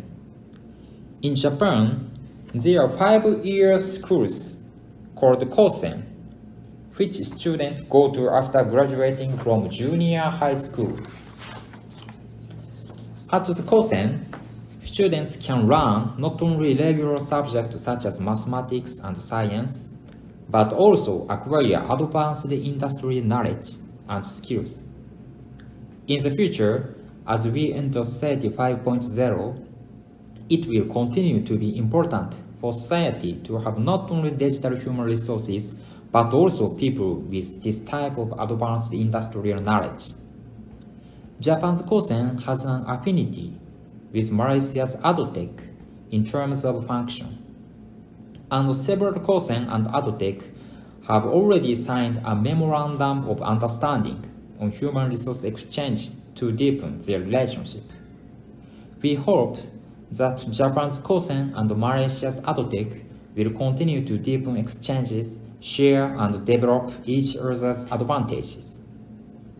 The second is the idea of a branch of the University of Tsukuba. The University of Tsukuba is one of Japan's leading university, and a historic plan is currently underway to launch a branch campus in Malaysia under the close collaboration with the University of Malaya in 2023. The branch campus, namely School of Global System Design and Collaboration, aims to develop ability to solve global issues in environment and society by applying basic knowledge and techniques in natural social science with data science. Also, this school will educate Japanese culture, tradition, and values. Education of this program will focus on program-based learning, PBL, which is issue-driven course. The students are expected to get a variety of capability based on the trial of solving issues through the PBL course. The alumni are expected to get career after graduation, such as engineer, teacher in Japanese, environmental consultant, program specialist of international organization, and so on. The third and final point is the Look East policy. Through people-to-people exchange based on the Look East policy, Japan's vocational education has influenced Malaysia's education system in various ways in the past, and will continue to do so in future initiatives. Next year will mark the first anniversary of the Look East policy, and we would like to take this opportunity to reflect on the policy in both countries and to discuss how it can be further developed in the future. Thank you all for listening.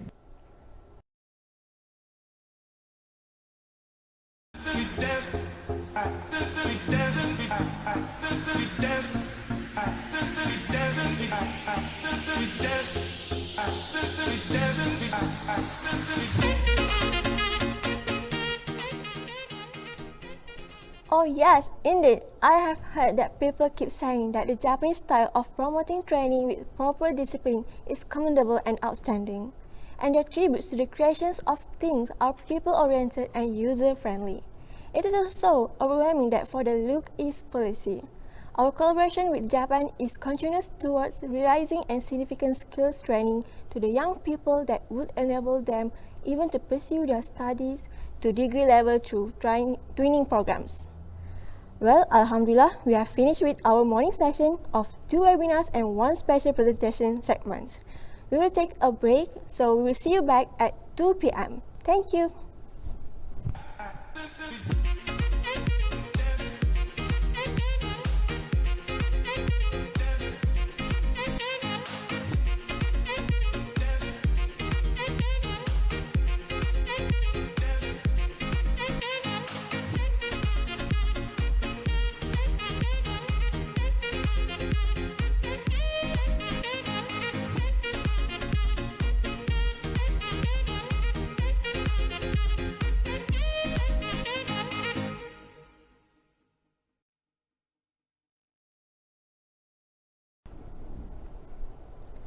Welcome back to the webinar on Global TVET and STEM Development in Malaysia, brought to you by the Ministry of Youth and Sports Malaysia. We hope that you have taken a good lunch break and will resume shortly. Next, we will be having a forum with invited panelists and speakers who are experts in their respective areas. As the youth start to question their future and the skills they need to acquire, let us spend our next hour listening to a fruitful forum deliberated on the diversity of Malaysian youth skills development towards industry-driven. The forum welcomes three of our special guest panelists, and they are Mr. Muhammad Zaidi Sharif, Head of Special Projects, CEO, Office of Malaysian Rail-Link, MRL, Professor Technologist Shamsul Kamar Abu Samah, Head of National Aerospace Industry Coordinating Agency, NICO, and Dr. Alif Razwan Muhammad Razi, Senior Lecturer of University Kuala Lumpur, UniKL. The forum will be moderated by Mr. Hazmil Hafaz, Senior Assistant Director of the Ministry of Youth and Sports Malaysia. Please, over to you, Mr. Hazmil.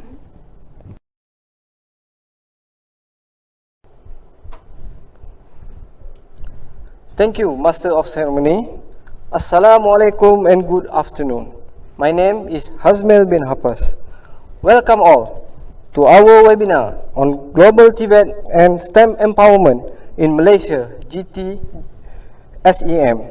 We are honored and lucky to have our panelists from a diverse field to join us today. Before we begin, allow me to introduce to all the panelists that will be sharing their ideas and experience throughout this webinar. Let us welcome our first panelist. He had more than 5 years experience in petroleum industry. His current position is the Head of Strategy at Malaysia Rail Link Sdn Bhd. Please welcome Mr. Zaidi Sharif. Assalamualaikum, Mr. Zaidi.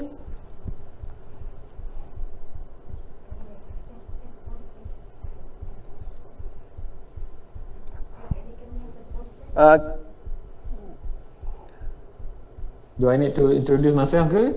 Okay, would you mind to briefly introduce yourself and tell us a little bit about your background in the industry? Okay. Over to you, Mr. Zaidi. Thank you. Bismillahirrahmanirrahim. Assalamualaikum warahmatullahi wabarakatuh. First of all, thank you, Ministry Youth and Sports, for having me today to speak in this forum.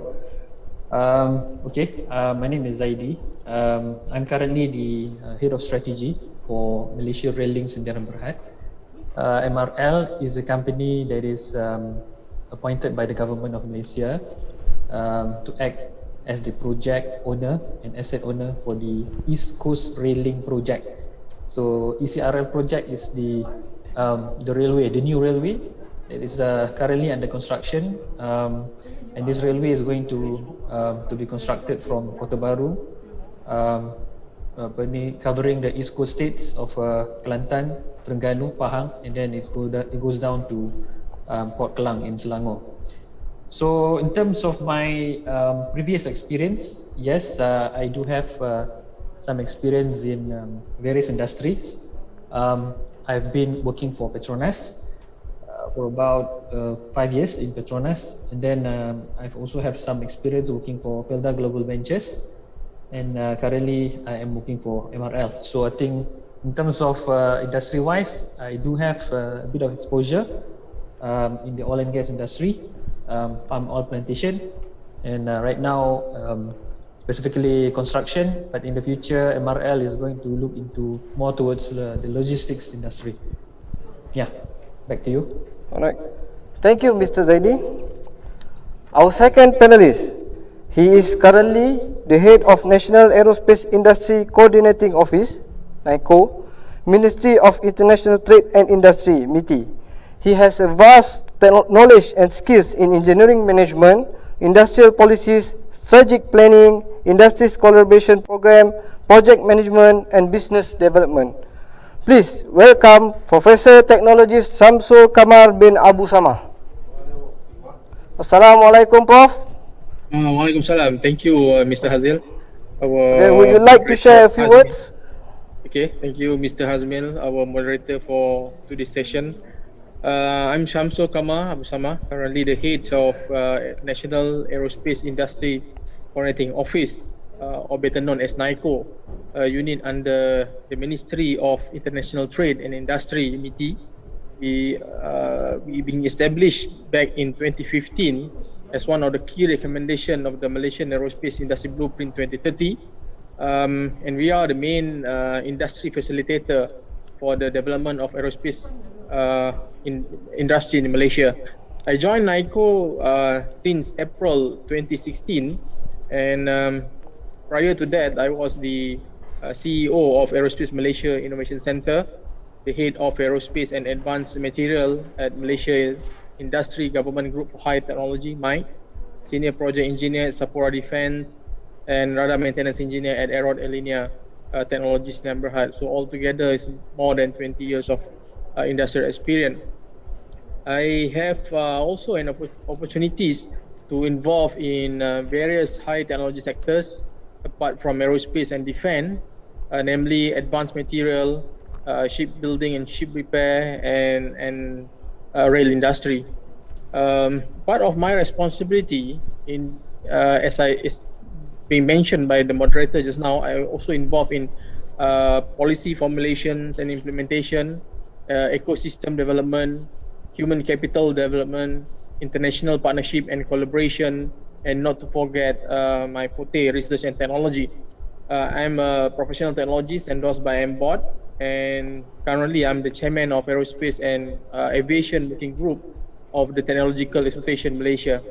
Apart from my official duty and also professional activities, I was appointed as the honorary professor by the University of Nottingham, Malaysia in August 2016, and recently by UTHM as adjunct professor back in November 2020. I graduated from UTM in 1995 with a diploma in electrical engineering, and later University of Portsmouth with an engineering degree in electronics and electrical back in 1998. Back to you, Mr. Hazmil. All right. Thank you. Thank you, Professor. And lastly, he is a senior lecturer from University Kuala Lumpur, Malaysian Institute of Chemical and Bioengineering Technology, MISET. He is associated member of Institute of Chemical Engineers and has 2 research grants for 2020 and 2021. Please welcome Dr. Alif Razwan bin Muhammad Razi. Assalamualaikum, Doctor. Waalaikumsalam. Okay, same as Mr. Zaidi and Prof. Samsul. Do you share your experience and a little bit of your background? Okay, Bismillahirrahmanirrahim. Assalamualaikum warahmatullahi wabarakatuh. And a very good afternoon to everyone. Thank you, Mr. Moderator, for today, Mr. Hazmil Abbas, our fellow panelists today, Prof. T.S. Shamsul Kama Busama, and Mr. Zaidi Sharif. Firstly, I would like to thank Kementerian Belia dan Sukan for inviting me to share a little bit of my overview on the youth skills development. I believe that the topic we are going to discuss today is highly relevant due to the most university, in particular University Kuala Lumpur. We are no longer actually just looking to cultivate inquisitive minds, but also to foster diverse skills.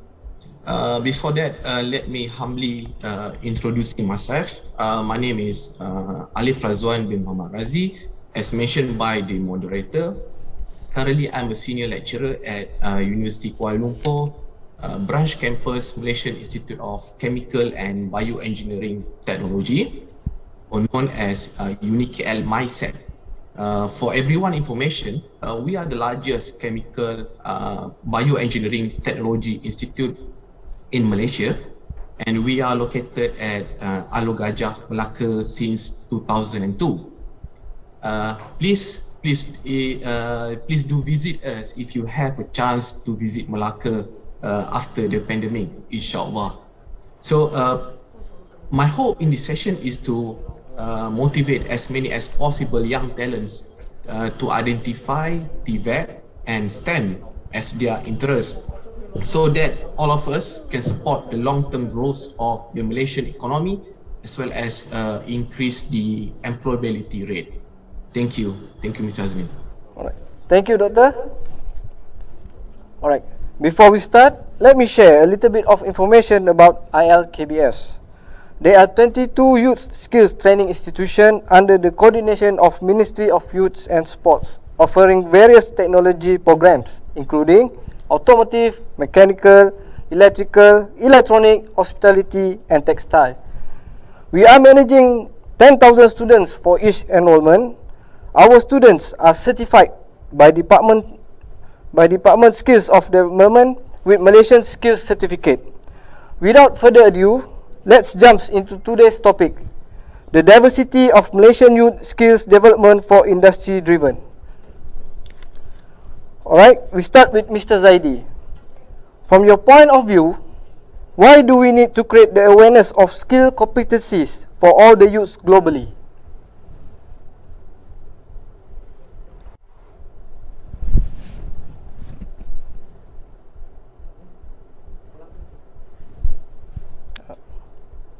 Alright, Mr. Zaidi?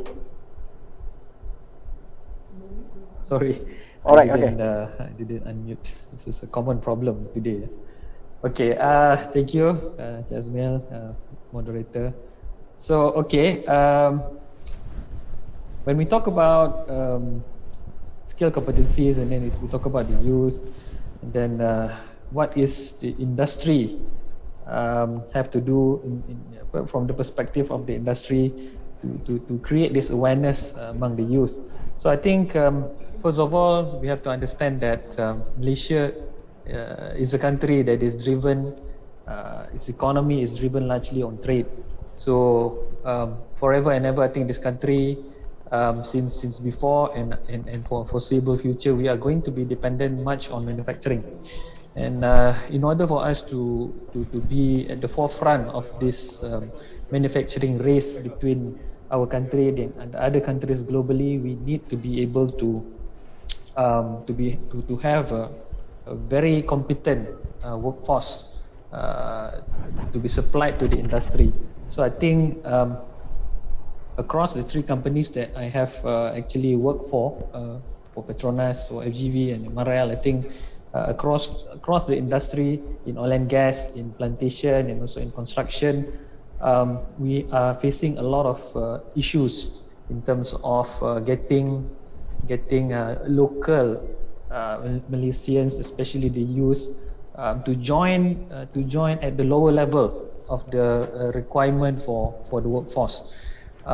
We do have good intake in terms of lower and higher level for Petronas in the oil and gas industry, and that is to me is a different case altogether, because oil and gas, for one, they are paying the salary scale and how much they pay the workers is a bit different from plantation and construction industry.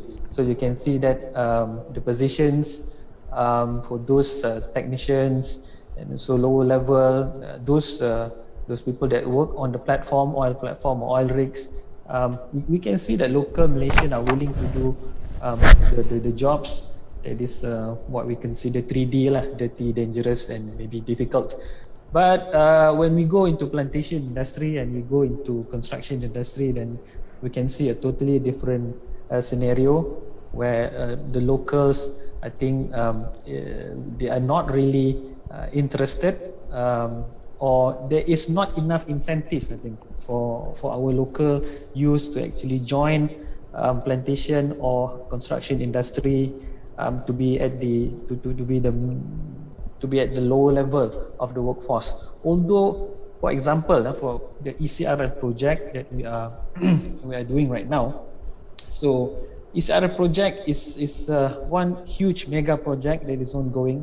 Right now, the cost is about 44 billion ringgit, and we are covering a distance about 640 kilometers from Kelantan to Terengganu, and then down to Pahang, and then crossing towards Selangor. So along the 640 kilometers, we have more than, I think, 20 project sites, and then you can see that there's a lot of opportunity, there's a lot of demand for workers, and I can share with everybody today that for ECRL itself, during the peak construction period, we are looking at about 27,000 workers to be required to actually carry out the construction work. Out of that 27,000 workers, I can easily say 80% or more actually the laborers or the low level workers that is actually needed to be supplied for the construction work. And mostly we can see that most of these positions will go to foreigners, since it is not so easy for the project to actually gather or actually recruit locals to fill all these vacant positions. So I think the point that I'm trying to make here is I think the need to create awareness among the youth today is to really make them understand that there is a huge opportunity in terms of the career in construction, in plantation, that is available to them. However, I think other stakeholders are needed to actually fill in the gap between the expectation of our youth today in terms of salary and incentive, to incentivize them to actually join these 3D jobs and make it something that is valuable and can actually contribute back to the Malaysian economy. So I think I leave it there first. Back to you. Thank you, Mr. Dadi. So, Prof, any ideas on this matter?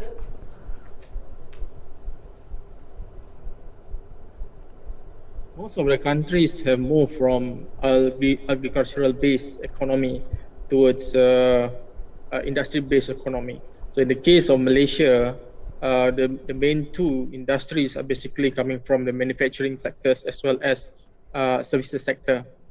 So in fact, the requirement for skill-based employees, it varies between 60 to up to 85% of technical workforce. So in the case of aerospace industry, based on the research that we have conducted back in 2019, it shows that our industry is required about 85% of skill-based workforce. So that is why it's very critical for us to promote. Yeah, this is only one example. I'm sure it is quite similar to automotive industry, oil and gas, E&E, of which there are about 60% to 80% technical workforce are coming from the skill-based or TVET. Nevertheless, the requirement to have different level of skills getting higher and higher.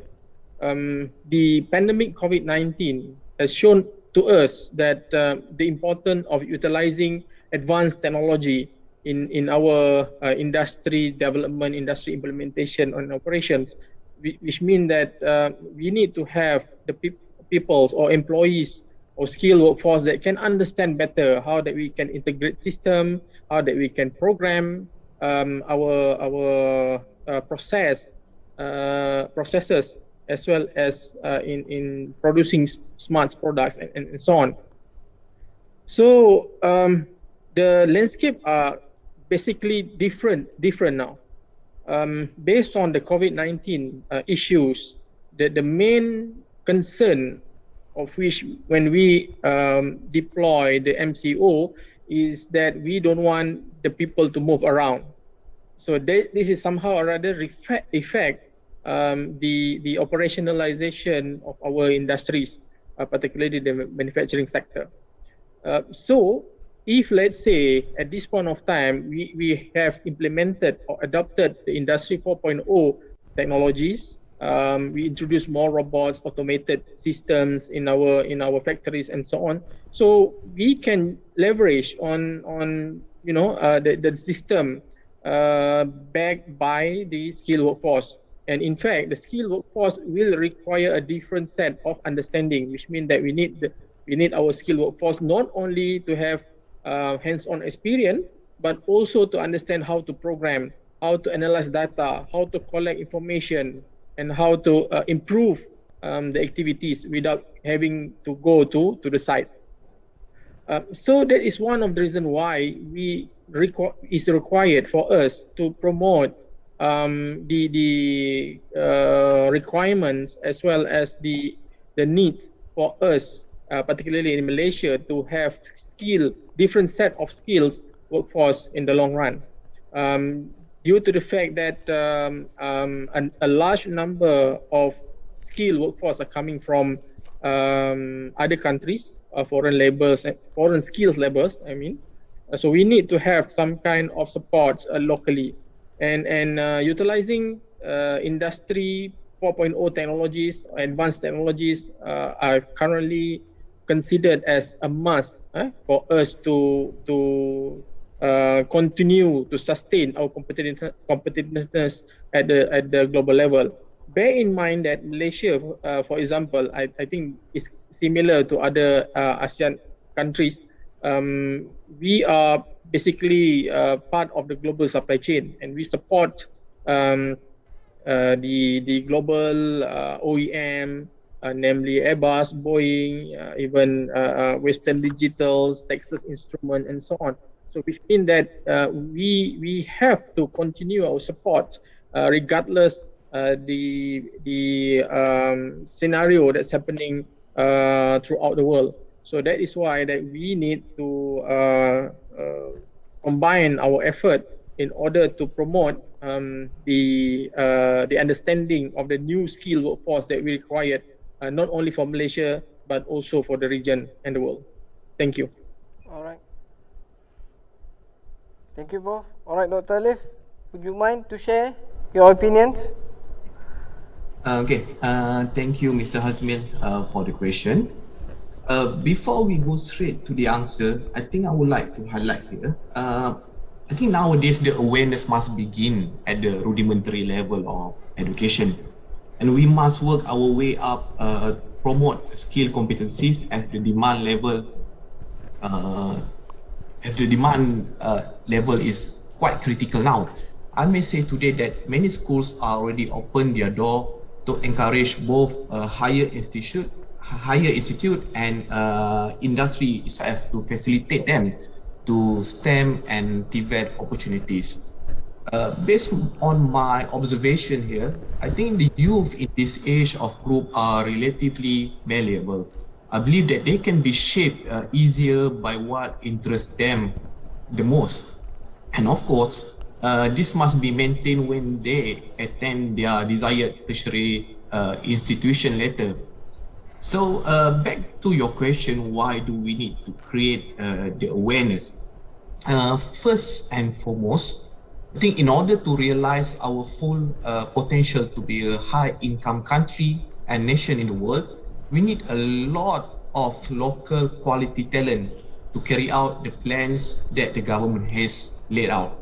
Okay, to develop this level of quality, it requires exposing our potential talents widely with diverse demanded skills, such as via a good promotion, effective campaign, and probably via good education, as well as they must be receive a professional guidance to acquire the increasingly demanding skill competencies in today's world and tomorrow.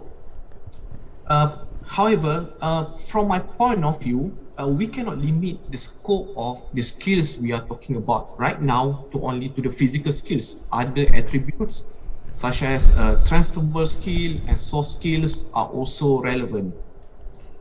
We at University Kuala Lumpur actually always welcome the feedbacks from our industry partner that receive our students for the industrial trainees in their final semester. I can say apart from the excellent skills that the student have, the company also applauded for the soft skills of our student in terms of the interpersonal, teamwork spirit, as well as quick decision making. Okay, they said that this kind of skills equipped in the students definitely can make the national employability rate skyrocket. Okay, for me, there are a lot of advantages that we may experience in starting the awareness earlier. There are such probably first young talents do not have to waste their time on the irrelevant set of skill. When they know what they would like to do, they can focus straight away to the skills that close to their interests. And second one, based on the employment statistic in the first quarter of 2021, there are approximately 79% of job vacancies for the skill and semi-skill categories. So this contribute to approximately 150,000 jobs vacancies available out there for them. From the statistic shows here, we may evaluate which area of skills that still have the potential to be explored. So this is a better way of education for us to increase the national employability rate.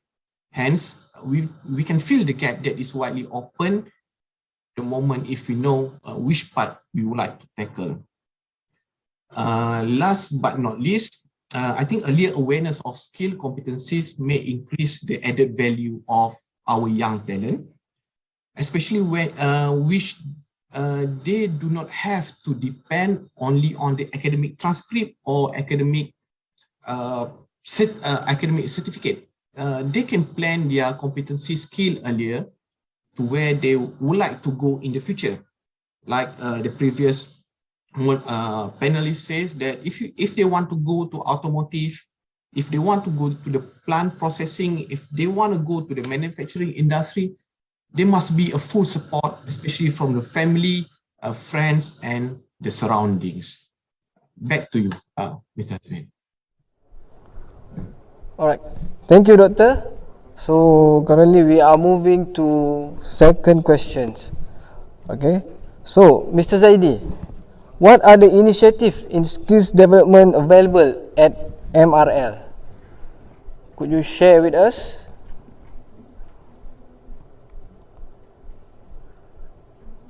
Okay, I think before I explain or elaborate what are the skills development initiative that is available at MRL, let me just try to from the perspective of industry. So skill development is the industry, when they come to Malaysia and they set up operation in Malaysia, they look at it as an investment. So it's really a profit motive initiative that they've embarked on. For example, if there's a foreign company from Japan or China or even America, they come here to Malaysia and then set up operation and manufacturing operation, or they come here to construct, to become a contractor. Most of them will have this profit motive. So in terms of skills development, they do have skills development, but it is purely for their own company. So if we want to ensure that skill development program in this country will actually benefit the people at large, so I think we need the cooperation between the government and also the industry and also the local community to actually work together to develop a program that can benefit the people more towards the people rather than the companies or the industry that is operating in Malaysia. So at MRL, I think MRL per se, we are a bit of hybrid. Kita ni, I mean, we are a government-owned company, and we have appointed our contractor for the ECR project. And in actual execution, those who are working to complete the project is actually working for our contractor. They don't work for MRL. So MRL has we have the privilege of having the mandate from the government to look into skills development of the rakyat, but at the same time we have to also manage our contractor and ensure that they deliver the project on time and within the schedule. So I think we have these two things to be balanced between pushing for the social agenda versus getting the project completed. Because if you think about it, to get the project completed as soon as possible within cost, definitely dependence on foreign labor is something very attractive. If we just hire everybody, all the foreigners from for our workers from Bangladesh or Indonesia or wherever they come from, I think it will make the project to be executed much faster and much smoother. But however, MRL, due to our nature that we are a government company, we do have to think about skills development and to get the locals, especially in the East Coast, to be involved in the execution and the construction of this project. Therefore, I think in MRL we have this one program. We call it Program Latihan Kemahiran Industri ECRL, PLKI, where I am the director of the program. So in PLKI, I think what we do is first we sit down with our contractor and we ask them what kind of skilled workers that you actually require. Like I mentioned just now, out of that 27,000 workers, can you specify to us what exactly are the skills and the type of workers that you need? And then from the contractor, they will be able to tell us what kind of specific skills and how many and when do they need it. So based on that information, we work backwards and we offer this program, PLKI program. So the idea of this program is we will go around and hire local youth surrounding the project site, especially those from East Coast. We wanted the project to really benefit people in the East Coast. So when we go out and try to recruit people into or trainees into the program, we focus for those youth in the East Coast. And then once we get them inside, what we do is based on the requirement from the contractor just now, we work backwards and then we train them for the specific skills that the contractor require for the period of 1 to 3 months, depending on the skills itself. And then during the execution of the training, everything is provided. But the interesting thing about this is, like I said, the industry, when they come to Malaysia, they have maybe I can just say it out loud, which is a very selfish motive, which is they wanted to come here and make profit. So in order for us to execute PLKI, we have to position it as a CSR program, Corporate Social Responsibility Program. So we position it to our contractor because the contractor is the one who is paying for the program. They are actually sponsoring the trainees that comes into the program, and then they pay for the training, they pay for the lodging, they pay for the allowances, and then once the training is completed, this batch of trainee will be guaranteed placement into the project and to be working for one of the contractors. So the point here is, I think, skills development. Yes, you can put it on the industry to execute skills development, but industry, when they do skills development, they are going to do it for their own selfish motives, if I can say that, really to ensure that they are going to continuously improve their workforce rather than looking into the broader or bigger picture of social development and socio-economic development of the country. So I think in MRL, we have the privilege to really expand that scope and ensure that the project have the wider impact socio-economically to the people in the East Coast. So yeah, I think back to you. Thank you, Mr. Zaini.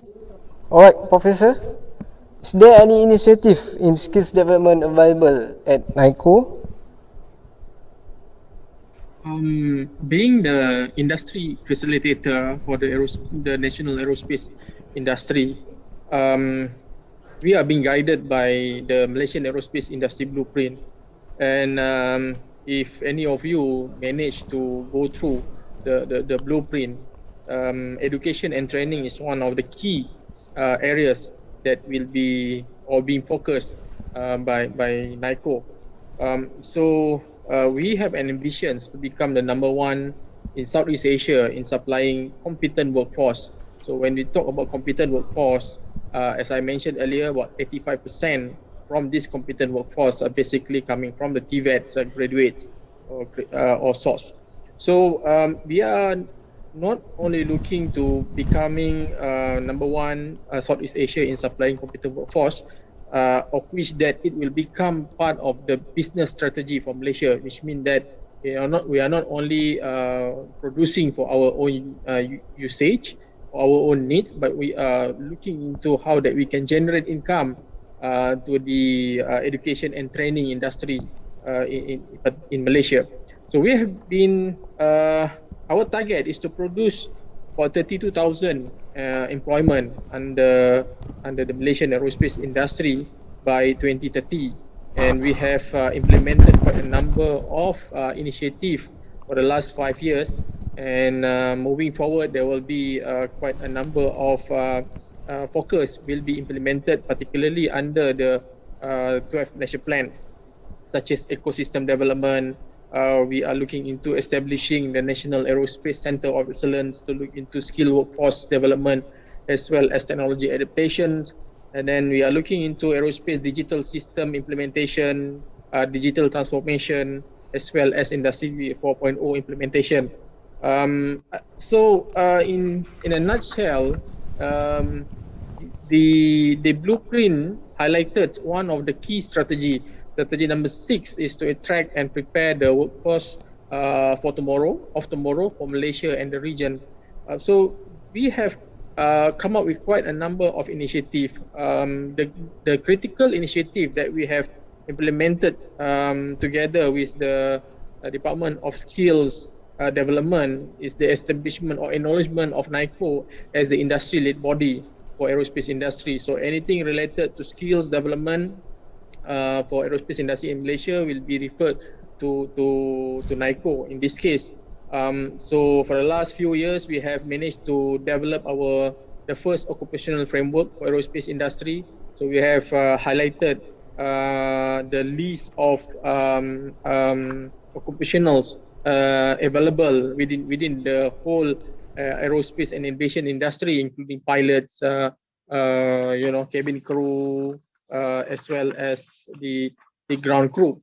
On the other hand, we also provided the list for critical occupational for the aerospace industry. So we identified what sort of requirement for the future that can be implemented by the training institutions as well as the university. So it comes to the next implementation or key initiative, of which that we promote structured in training program. So there are quite a number of new syllabus or new program being implemented or being developed within the universities as well as the training centers. Namely, we developed new NOS for aerospace industry, for aerospace assembly, the MRO for avionics, and then quality assurance. We enhance the implementation of prior recognition program, or better known as PPT. We also collaborated together with MBOD to ensure that we can, and not to forget Technological Association Malaysia, to promote the continuous professional development for both TC and TS.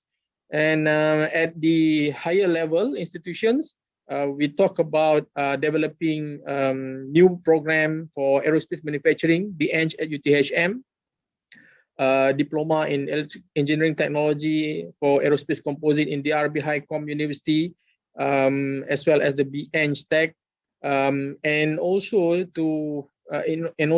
we also develop a specific industrial diploma aerospace composite manufacturing at KKTM Masjid Tanah, with the in collaboration with CTRM. Other than that, implementation of composite training programs at KKTM Masjid Tanah and EdTech Taiping, and so on. So there are quite a number of other activities and initiatives that will be implemented in the next 5 years. But of course, we need to realign certain of our initiatives due to the fact that the effect of COVID-19 to our ecosystem. Okay, thank you. All right, thank you, Prof. All right, Doctor. The same question as the rest. Perhaps you can highlight what is the initiative in skills development available at UNICAL. Okay. Thank you again, Mr. Hazmil. For everyone information, University Kuala Lumpur has 12 campuses from the south of Peninsula to the north. Each campus has their own program. Like we in Malacca, we have chemical engineering, we have medical schools in Perak, we have business school in Kuala Lumpur, we also have the aviation and marine schools and many more. So there are many initiatives that are currently running regardless to which UniKL campus that the student go. But here I would like to highlight the best two programs implemented to our student in UniKL. These two programs are named Industrialmanship and Teaching Factory. So what is industrialmanship actually? Industrialmanship is actually a structured internship program that builds industry and academia collaboration and linkages. So the industrialmanship program actually begins since the first day of registration of student in UniKL. We start with the students' profiling test to evaluate the strength and the weakness of the student. This is to ease us tailor-made what program suits them in the next 4 academic years.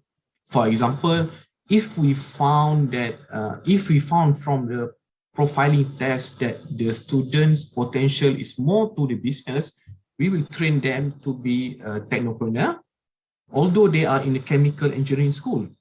This is totally reflects to our university mission, which to produce enterprising global technopreneur.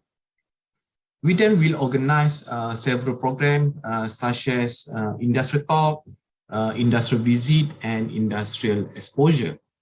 So industrial exposure is basically is the heart of the industrialmanship, where the students spend about 4 weeks with our industrial partner. This means that they will dirty their hands first earlier before their industrial training takes place. So during the industrial exposure, they will experience the fundamental of how the organizational function or operate, as well as its culture. Here they will also learn some basic skills that may not be taught in the lecture hall. Some of them even get the opportunity to go down to the production line. When they finish and come back to the university, we strongly encourage them to do the final year project related to the industry that they are attached earlier. They may apply the skills they gain from the industry on the research project. The second program that we have is called Teaching Factory. Teaching Factory is an industrial setup in-house or at our local facilities line. For example, University Kuala Lumpur, we have Asian Food Validation Center located in Kepong, Kuala Lumpur, that are focusing on the foods and beverages. So what we do was we send our student over there to experience the real production environment of the food and beverages. These are the joint collaboration with between UniKL and our industrial partner.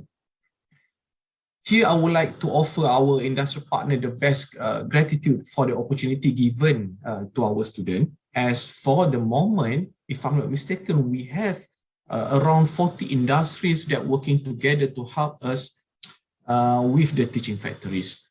I can say that everyone that involved in the teaching factory and industrialmanship is benefited with the state-of-the-art facilities of UniKL.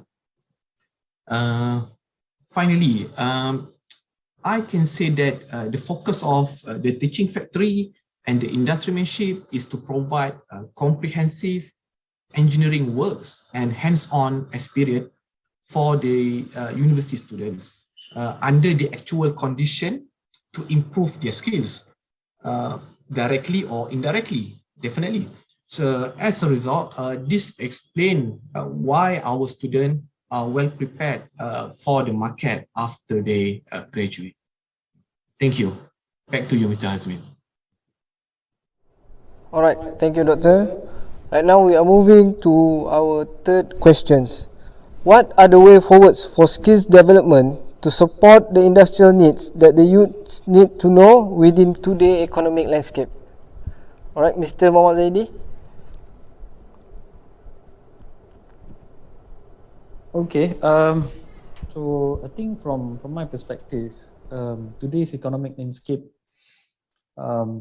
like Professor Samsul has also mentioned, we have to look into the post-pandemic era that is coming.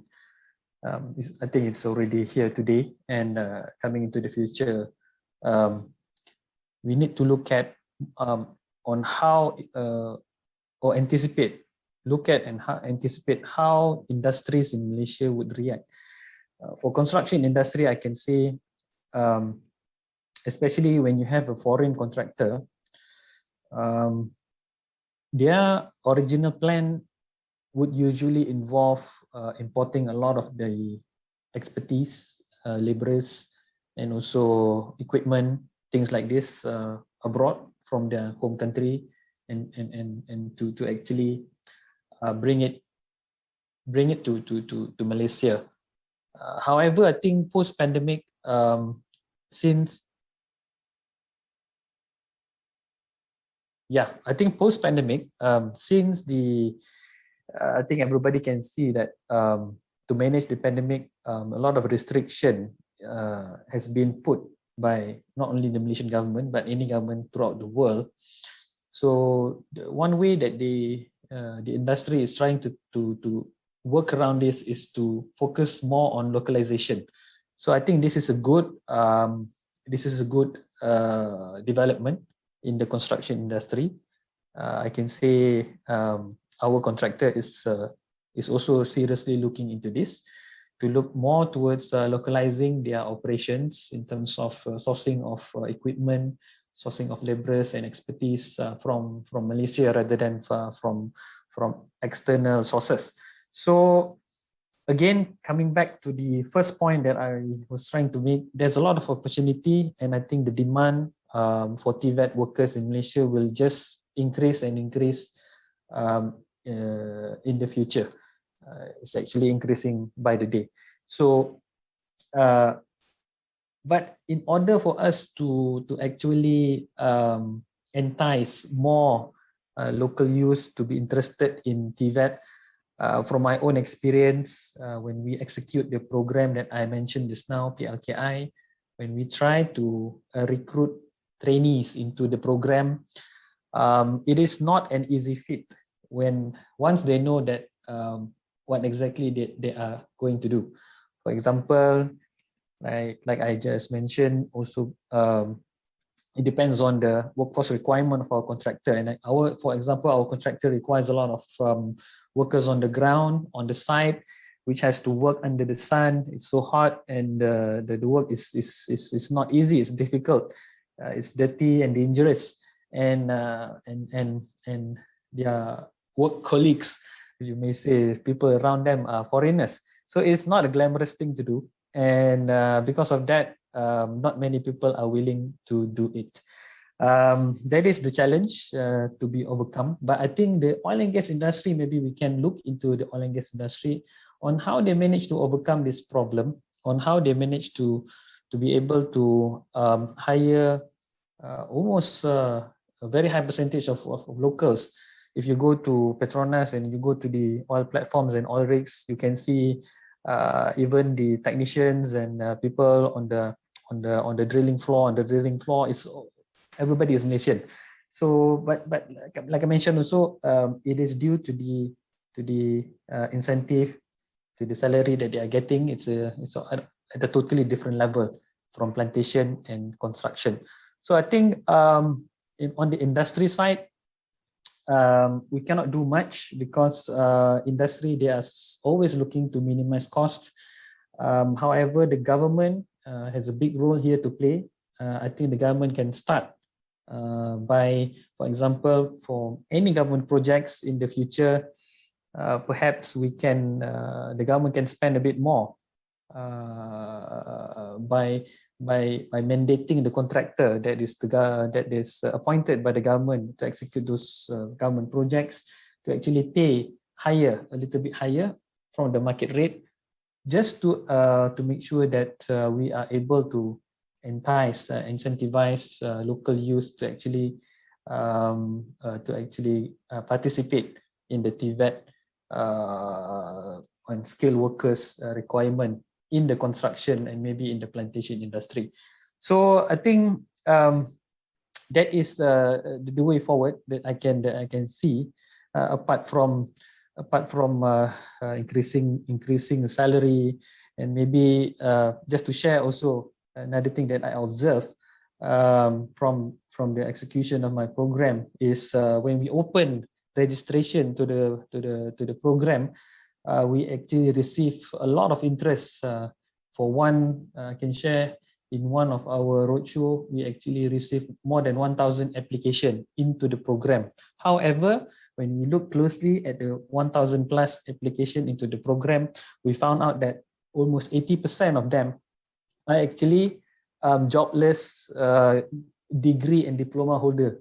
So something that is real on the ground. Those who are looking for jobs, those who are unemployed, they are actually degree holders and diploma holders. And SKM or Sijil Kemahiran Malaysia, or those who are with vocational qualifications, not many of them are actually jobless, because most of them are immediately employed right after graduating from their college or from the polytechnic or whatever. So this is also something that I think it needs thinking, it needs re-strategizing at all levels in Malaysia, to ensure that our youth must be aware of the opportunity, of the demand, and at the same time to be incentivized to actually for them to be willing to be involved in TVET. And I think that would eventually ensure that Malaysia economy is driven largely by its own people rather than depending on foreign labor, especially on the TVET area. Yeah, thank you. All right, thank you, Mr. Zaini. All right, Professor. Right. Of course, we need to further develop, further build up our economy, and it is quite important for us to strengthen our skilled workforce. The requirement, as I mentioned earlier, is not the same as what we have is required for the last 5 years. So the challenge is that we need to bring together the whole stakeholders to get together and see how that the best strategy that can be implemented across the board. So in the case of high technology skills or industries, I must say that in order for us to further develop the skill workforce ecosystem, we need to look at other areas as well, which is directly or indirectly supporting the requirement for skilled workforce. The first areas or first factor that we need to consider is that we will be continuing to promote Malaysia as the partners for quality investors, in throughout the world. So we are targeting quality investment to come to Malaysia for us to build up our economy and for us to become part of the global supply chain. We don't want to become the local champion, original champion alone, but we need to become or integrate ourselves to become global suppliers, as well as part of the integral global supply chain. So this is something which is very, very critical for us to consider.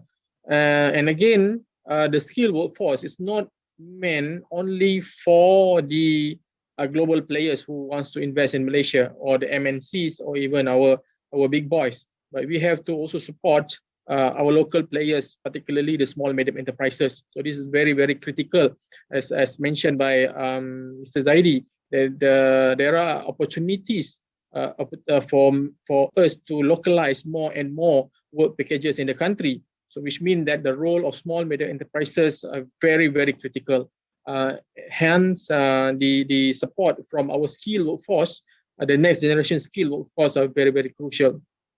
So in terms of human capital development, the way we do things, the way our approach to bring our youth into this business should also be realigned due to the fact that the current scenario of teaching and learning totally different compared to when we are not in the issue of pandemic, COVID-19. So we need to have a very structured talent program, not limited to the program at the institutes or the universities, but also for them to carry it out during the internship. Yeah. For the last 2 years, you can see that internship is quite challenging. Quite a number of students that are not able to conclude their trainings at the universities as well as the training institute due to the fact that they cannot complete their industrial training. Other than that, as I mentioned about the requirement for Industry 4.0 implementation, advanced technologies, what I call it, this digital technology, we need to have competent trainer. So the trainers are also quite important. And of course, to elevate the quality or the status of skilled workforce in the country, we need to provide them with the proper certification as well as proper recognition. So professional development is quite critical. Other than that, we also need to streamline with the research and technology activity on how they want to adapt advanced and digital technology, and also to look into how that we can explore new market, not limited to our industry, but also for our education and training business. So it's a big agenda, not only for the government, but also for the industry players who involve in the utilization of skilled workforce, as well as the community who produce the skilled workforce. So that's my conclusion for the way forward of competent workforce. Thank you. All right, thank you, Prof. All right, any additional information, Dr. Alif? Okay, I'm going to answer this question from my perspective as an academician. Okay, nowadays people talk about IR 4.0, society 5.0, artificial intelligence, data science, machine learning, programming, and etc. etc. As our minister said this morning, we need to respond to this technology fast. Okay, these are the skills, I believe, without any doubt, that are demanding right now and probably relevant in the next 10 years. Okay, we are at University Kuala Lumpur are also working hard on this. We try build bridges to connect those pillars in Industrial Revolution 5.0 with our own program. Okay, I think most of the programs available in higher education institute are doing similar things. I give you an example on how this pillar is our life pretty much. In a subject that I teach back in UniKL called Plant Design Project, previously all the calculations were attempted using Excel or spreadsheet. Okay, nowadays we embedded modern tools of the simulation element in this subject. So we know that the simulation is one of the pillars in IR 4.0. So this simulation helps a lot in terms of the mass and energy balance calculations. So you just can imagine like with the help of the simulation, the calculation can be made simultaneously and produce result in split second of 3 days work. So it helps a lot. Now, let's focus on how to determine the demanded skills. Okay, I strongly believe that many research institutes can fine-tune of what we call demanded skills. What I mean by the fine-tune is with the current data science technology that we have, probably we can predict of what skills are relevant for the youth to venture in the next 5 or 10 years. Okay, we also can predict if the field are no longer relevant or the area are too dense to be explored more. And I would like to say that the information we receive from the fine-tune program, the information needs to be delivered to the youth effectively, so that the nation can prepare to fulfill the demand when the times come. Hence, with the good prediction, I believe we do not have to import more external talents to realize our national blueprints. And I can say that this saves a lot of cost. And next, I believe most of the higher education institutes are now offering more competencies training instead just on the academic transcript or academic certificate.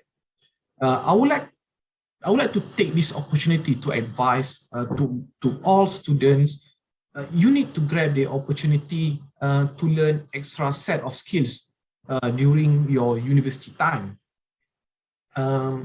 Competencies training might not be in the syllabus, so this is out from your lecture hall. Okay, and also what important here, try to get a good mentor or guidance in this area. Nowadays, we have, like Prof said just now, we have a Malaysian Board of Technology, we have a Board of Engineering Malaysia, we have Institute of Engineering Malaysia to support the students. Okay. Last but not least, for this session, I strongly agree with the question asked by the moderator earlier. These are actually about the campaign awareness. Okay, a campaign awareness guidance need to be the eye-opener for the youth to explore more on the competency skill. I think that's my opinion on this. Thank you. All right, Doctor. Before we go for questions from the audience, allow me to read a few comments from our participants today. All right, first, Dr. Alif, I agree with you. Attitude attributes of the TVET students needs to be on par as per Society 5.0 to support IR 4.0. Okay, comments number 2. Encik Muhammad Zaidi, good to hear that MRL is playing its role to balance the investors' needs. I think that is how we're supposed to react for the sake of our rakyat. Please involve more our TVET Institute students and professionals from universities rather than taking in foreign workers. Alright, here we have one questions, and actually I believe this one is for Professor. Alright, Prof, I believe Malaysia is moving towards Industrial Revolution 4.0 and COVID-19 has pushed it rapidly now. In terms of human resource, are we ready for Society 5.0? How do you see this, Prof? All right, so I would prefer to take off my my official hat so that I can speak a bit free, based on my professionalism. Right.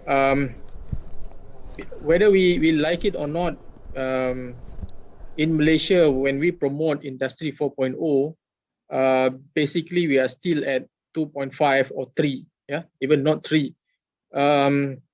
because there are many factors, particularly the complexity of work packages or activities that we carry out in the country for the past 20 years did not require us to have advanced technology or digital technology promoted under Industry 4.0. So that's why the move of the country industrialization activities towards Industry 4.0 are a bit, not to say slow, but a bit structured in that manner. So to answer the questions whether we are ready for what I call it, this Society 5.0 is a bit hard to answer at this point of time, due to the fact that the infrastructures or the ecosystem are not yet ready. Same goes to, if you want to compare it with another 4 and 5 what I call it, this acronym like 4G and 5G telecommunications infrastructures in the country, then it can replicate, yeah, the scenario of Society 5.0 compared to Industry 4.0 implementation in Malaysia. But somehow or other, the pandemic COVID-19 has showed to us that we need to move quickly to digital transformation. As such, Industry 4.0 advanced technological development in Malaysia should happen. And that's one of the reasons why more and more initiative from the government, particularly from MITI, that we look into, supporting research and development, industrial research and development, high technology activities, reskilling, upscaling initiative, as well as advanced training program. So this is why it's quite important for us to develop the ecosystem, and not only the government should play the role, because the business owner or the industry, they are the one who actually directly impacted with the technological development. So it has to be a triple helix approach, yeah, which means that the government, the industry, as well as the academia, and possibly we need to bring the fourth quarter, which is the people, or the youth, to also support this initiative. So in short, we can be Society 5.0, provided that we continue to build up our infrastructures, as well as to ensure that all stakeholders, all entities are working together in this journey. So we cannot just say that only the government is responsible towards the development of technology as well as industry in the country, but it has to also include the other remaining stakeholders. So altogether, we believe, or I believe, that we can achieve the Society 5.0 within the next 10 years. Thank you. Thank you, Prof, with the explanations. So I would like to conclude in our webinar today. In ensuring the success of youth skills development not only depends on the intellectual improvement, but also on the practicality of the knowledge expansions in the specific traits and disciplines. This shows that the ability of the youth would be diverse by their efforts of seeking knowledge and skills with the right attitude that will help them grow to be better person and contribute to the growth of the nation. Thank you with the sharing and opinions. I hope each and every one of you have learned something new from the experience and knowledge shared from our panelists today. Even though this is a short webinar, I hope that you all find value in today's sharing. I hope we will get another opportunity to discuss more in the future. Stay safe and thank you all. Hazmel bin Hafaz, signing off. Thank you. Thank you.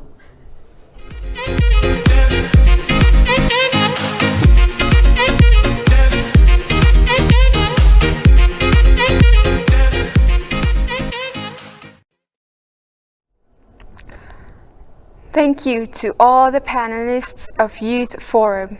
It was a pleasure to learn the viewpoints of 3 different organizations in the world of skills making. The industrial insight and the educational training insight both certainly work hand in hand.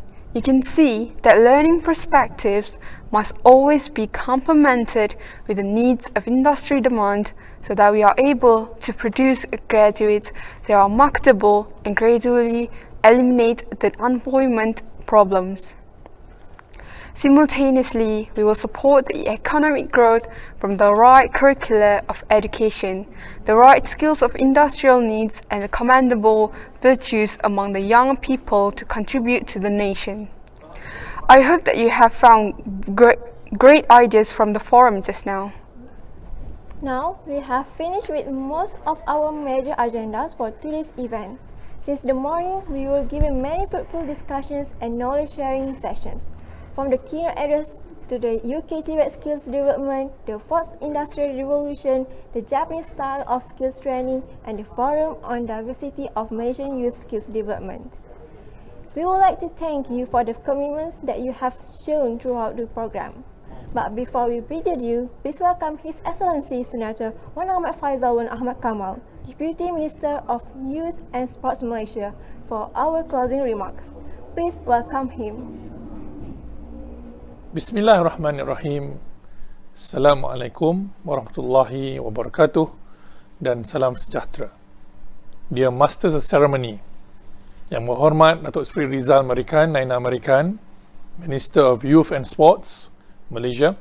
Yang berbahagia Datuk Nur Azman bin Taib, Secretary General, Ministry of Youth and Sports. Yang berusaha Encik Abdullah bin Hassan, Deputy Secretary General, Management. Yang berusaha Puan Ramona binti Muhammad Razali, Deputy Secretary General Strategic. Yang berusaha Encik Muhammad Iqbal Muhammad Nur, Director of Youth Skills. Invited speakers, Mr. Jonathan Ledger, UK TVET Specialist, UK Department of International Trade, Mr. David Low, Sales Director, Advanced Retro Solution, subsidiary of Yalong Intelligent Equipment Group China, Mr. Tomoyuki Miyasaka, Second Secretary, Embassy of Japan, Malaysia, forum speakers, senior officers of the Ministry, ILKBS directors, alumni and students, ladies and gentlemen. The World Youth Skills Day, which is celebrated globally since 2014, aims to celebrate the strategic importance of equipping young people with skills for employment, decent work and entrepreneurship, and its role in our nation's industrial and economic growth. The celebration in 2021 will specifically pay tribute to the resilience and creativity of youth through the crisis. Although often taken for granted, youth development is actually an investment in our nation's future. It is therefore important to provide proper training and guidance in order to equip our youth with the necessary skills now and in the future. Ministry of Youth and Sports Malaysia has taken the initiative to organize the series of webinars which has thoroughly discussed the global TVET and STEM empowerment in Malaysia, or GTSEM. I trust that you have found all of the discussions fruitful and to the benefit of our national skills development agenda, both in academia and the industry. In line with the current economic needs and our national job strategy under National Employment Council, NEC, and the National Apprenticeship Scheme, SPN, TVET institutions must play a pivotal role, especially keeping pace with today's technological advancement. As part of this strategy, Technical and Vocational Education and Training, or TVET, as well as Science, Technology, Engineering and Mathematics, or STEM, will remain as the two pillars that will drive knowledge and skills development as well as innovation in technological advancement in our country and similar economies internationally. Similarly, our graduates must also possess the impeccable character, ethics, attitude, and motivation to not only be a lifelong learner, but also an active participant in nation building. This does not fall on the government alone. Through public-private partnership, we shall aim to make ILKBS and its partners first, to become the main platform to market our graduates. Second, to improve the teaching and learning environment that cater to and in line with the latest technological needs. And third, to gather feedback from the industries on the quality of our graduates, especially at international level. And the fourth one, to cooperate closely to increase our graduates' performance, to increase our graduates' employability. We would like to thank all of our international counterparts that had made it for today's event, namely Mr. Jonathan Ledger from the United Kingdom and Mr. Miyasaka Tomoyuki from Japan. Our appreciation also goes to all of our local speakers and panelists that have contributed to today's success, including first, Mr. David Liu from Advanced Retro Solution, secondly, to Mr. Muhammad Zaidi Sharif from Malaysia Rail Link, third, Professor Technologist Shamsul Kamar Abu Samah from National Aerospace Industry Coordinating Agency or NICO, and Dr. Alif Razwan Muhammad Razi from University of Kuala Lumpur or UniKL. Indeed, we have gained many insights and experience from our experts, which I believe would inspire our youth, especially in terms of spurring creativity and innovation in whatever they do. I also would like to thank members of this Secretariat that has made this program possible. This is despite the first time that we at the Ministry of Youth and Sports Malaysia conducting a national level webinar in conjunction with the World Youth Skills Day. We hope to see more similar programs in the future, despite the challenges posed by the ongoing pandemic. With that, and Bismillahirrahmanirrahim, I would like to declare that the webinar of Global TVET and STEM Empowerment in Malaysia in conjunction with the World Youth Skills Day 2021, organized by the Ministry of Youth and Sports Malaysia, is now officially closed. Until next year, may we survive the pandemic and prosper into the post-pandemic era. Thank you, and with best wishes, Assalamu alaikum. Thank you, Mr. Senator. And with that speech, we would like to convey the appreciation messages of the Youth Skills Development Division, Ministry of Youth and Sports Malaysia, accompanied by the production crew and the whole teamwork of BPKB, to all the direct and indirect parties that have made this program possible. My name is Awatif. And my name is Nafisatu Ilmi. Until the next WYSD, take good care of yourselves during this pandemic. Goodbye and Assalamualaikum.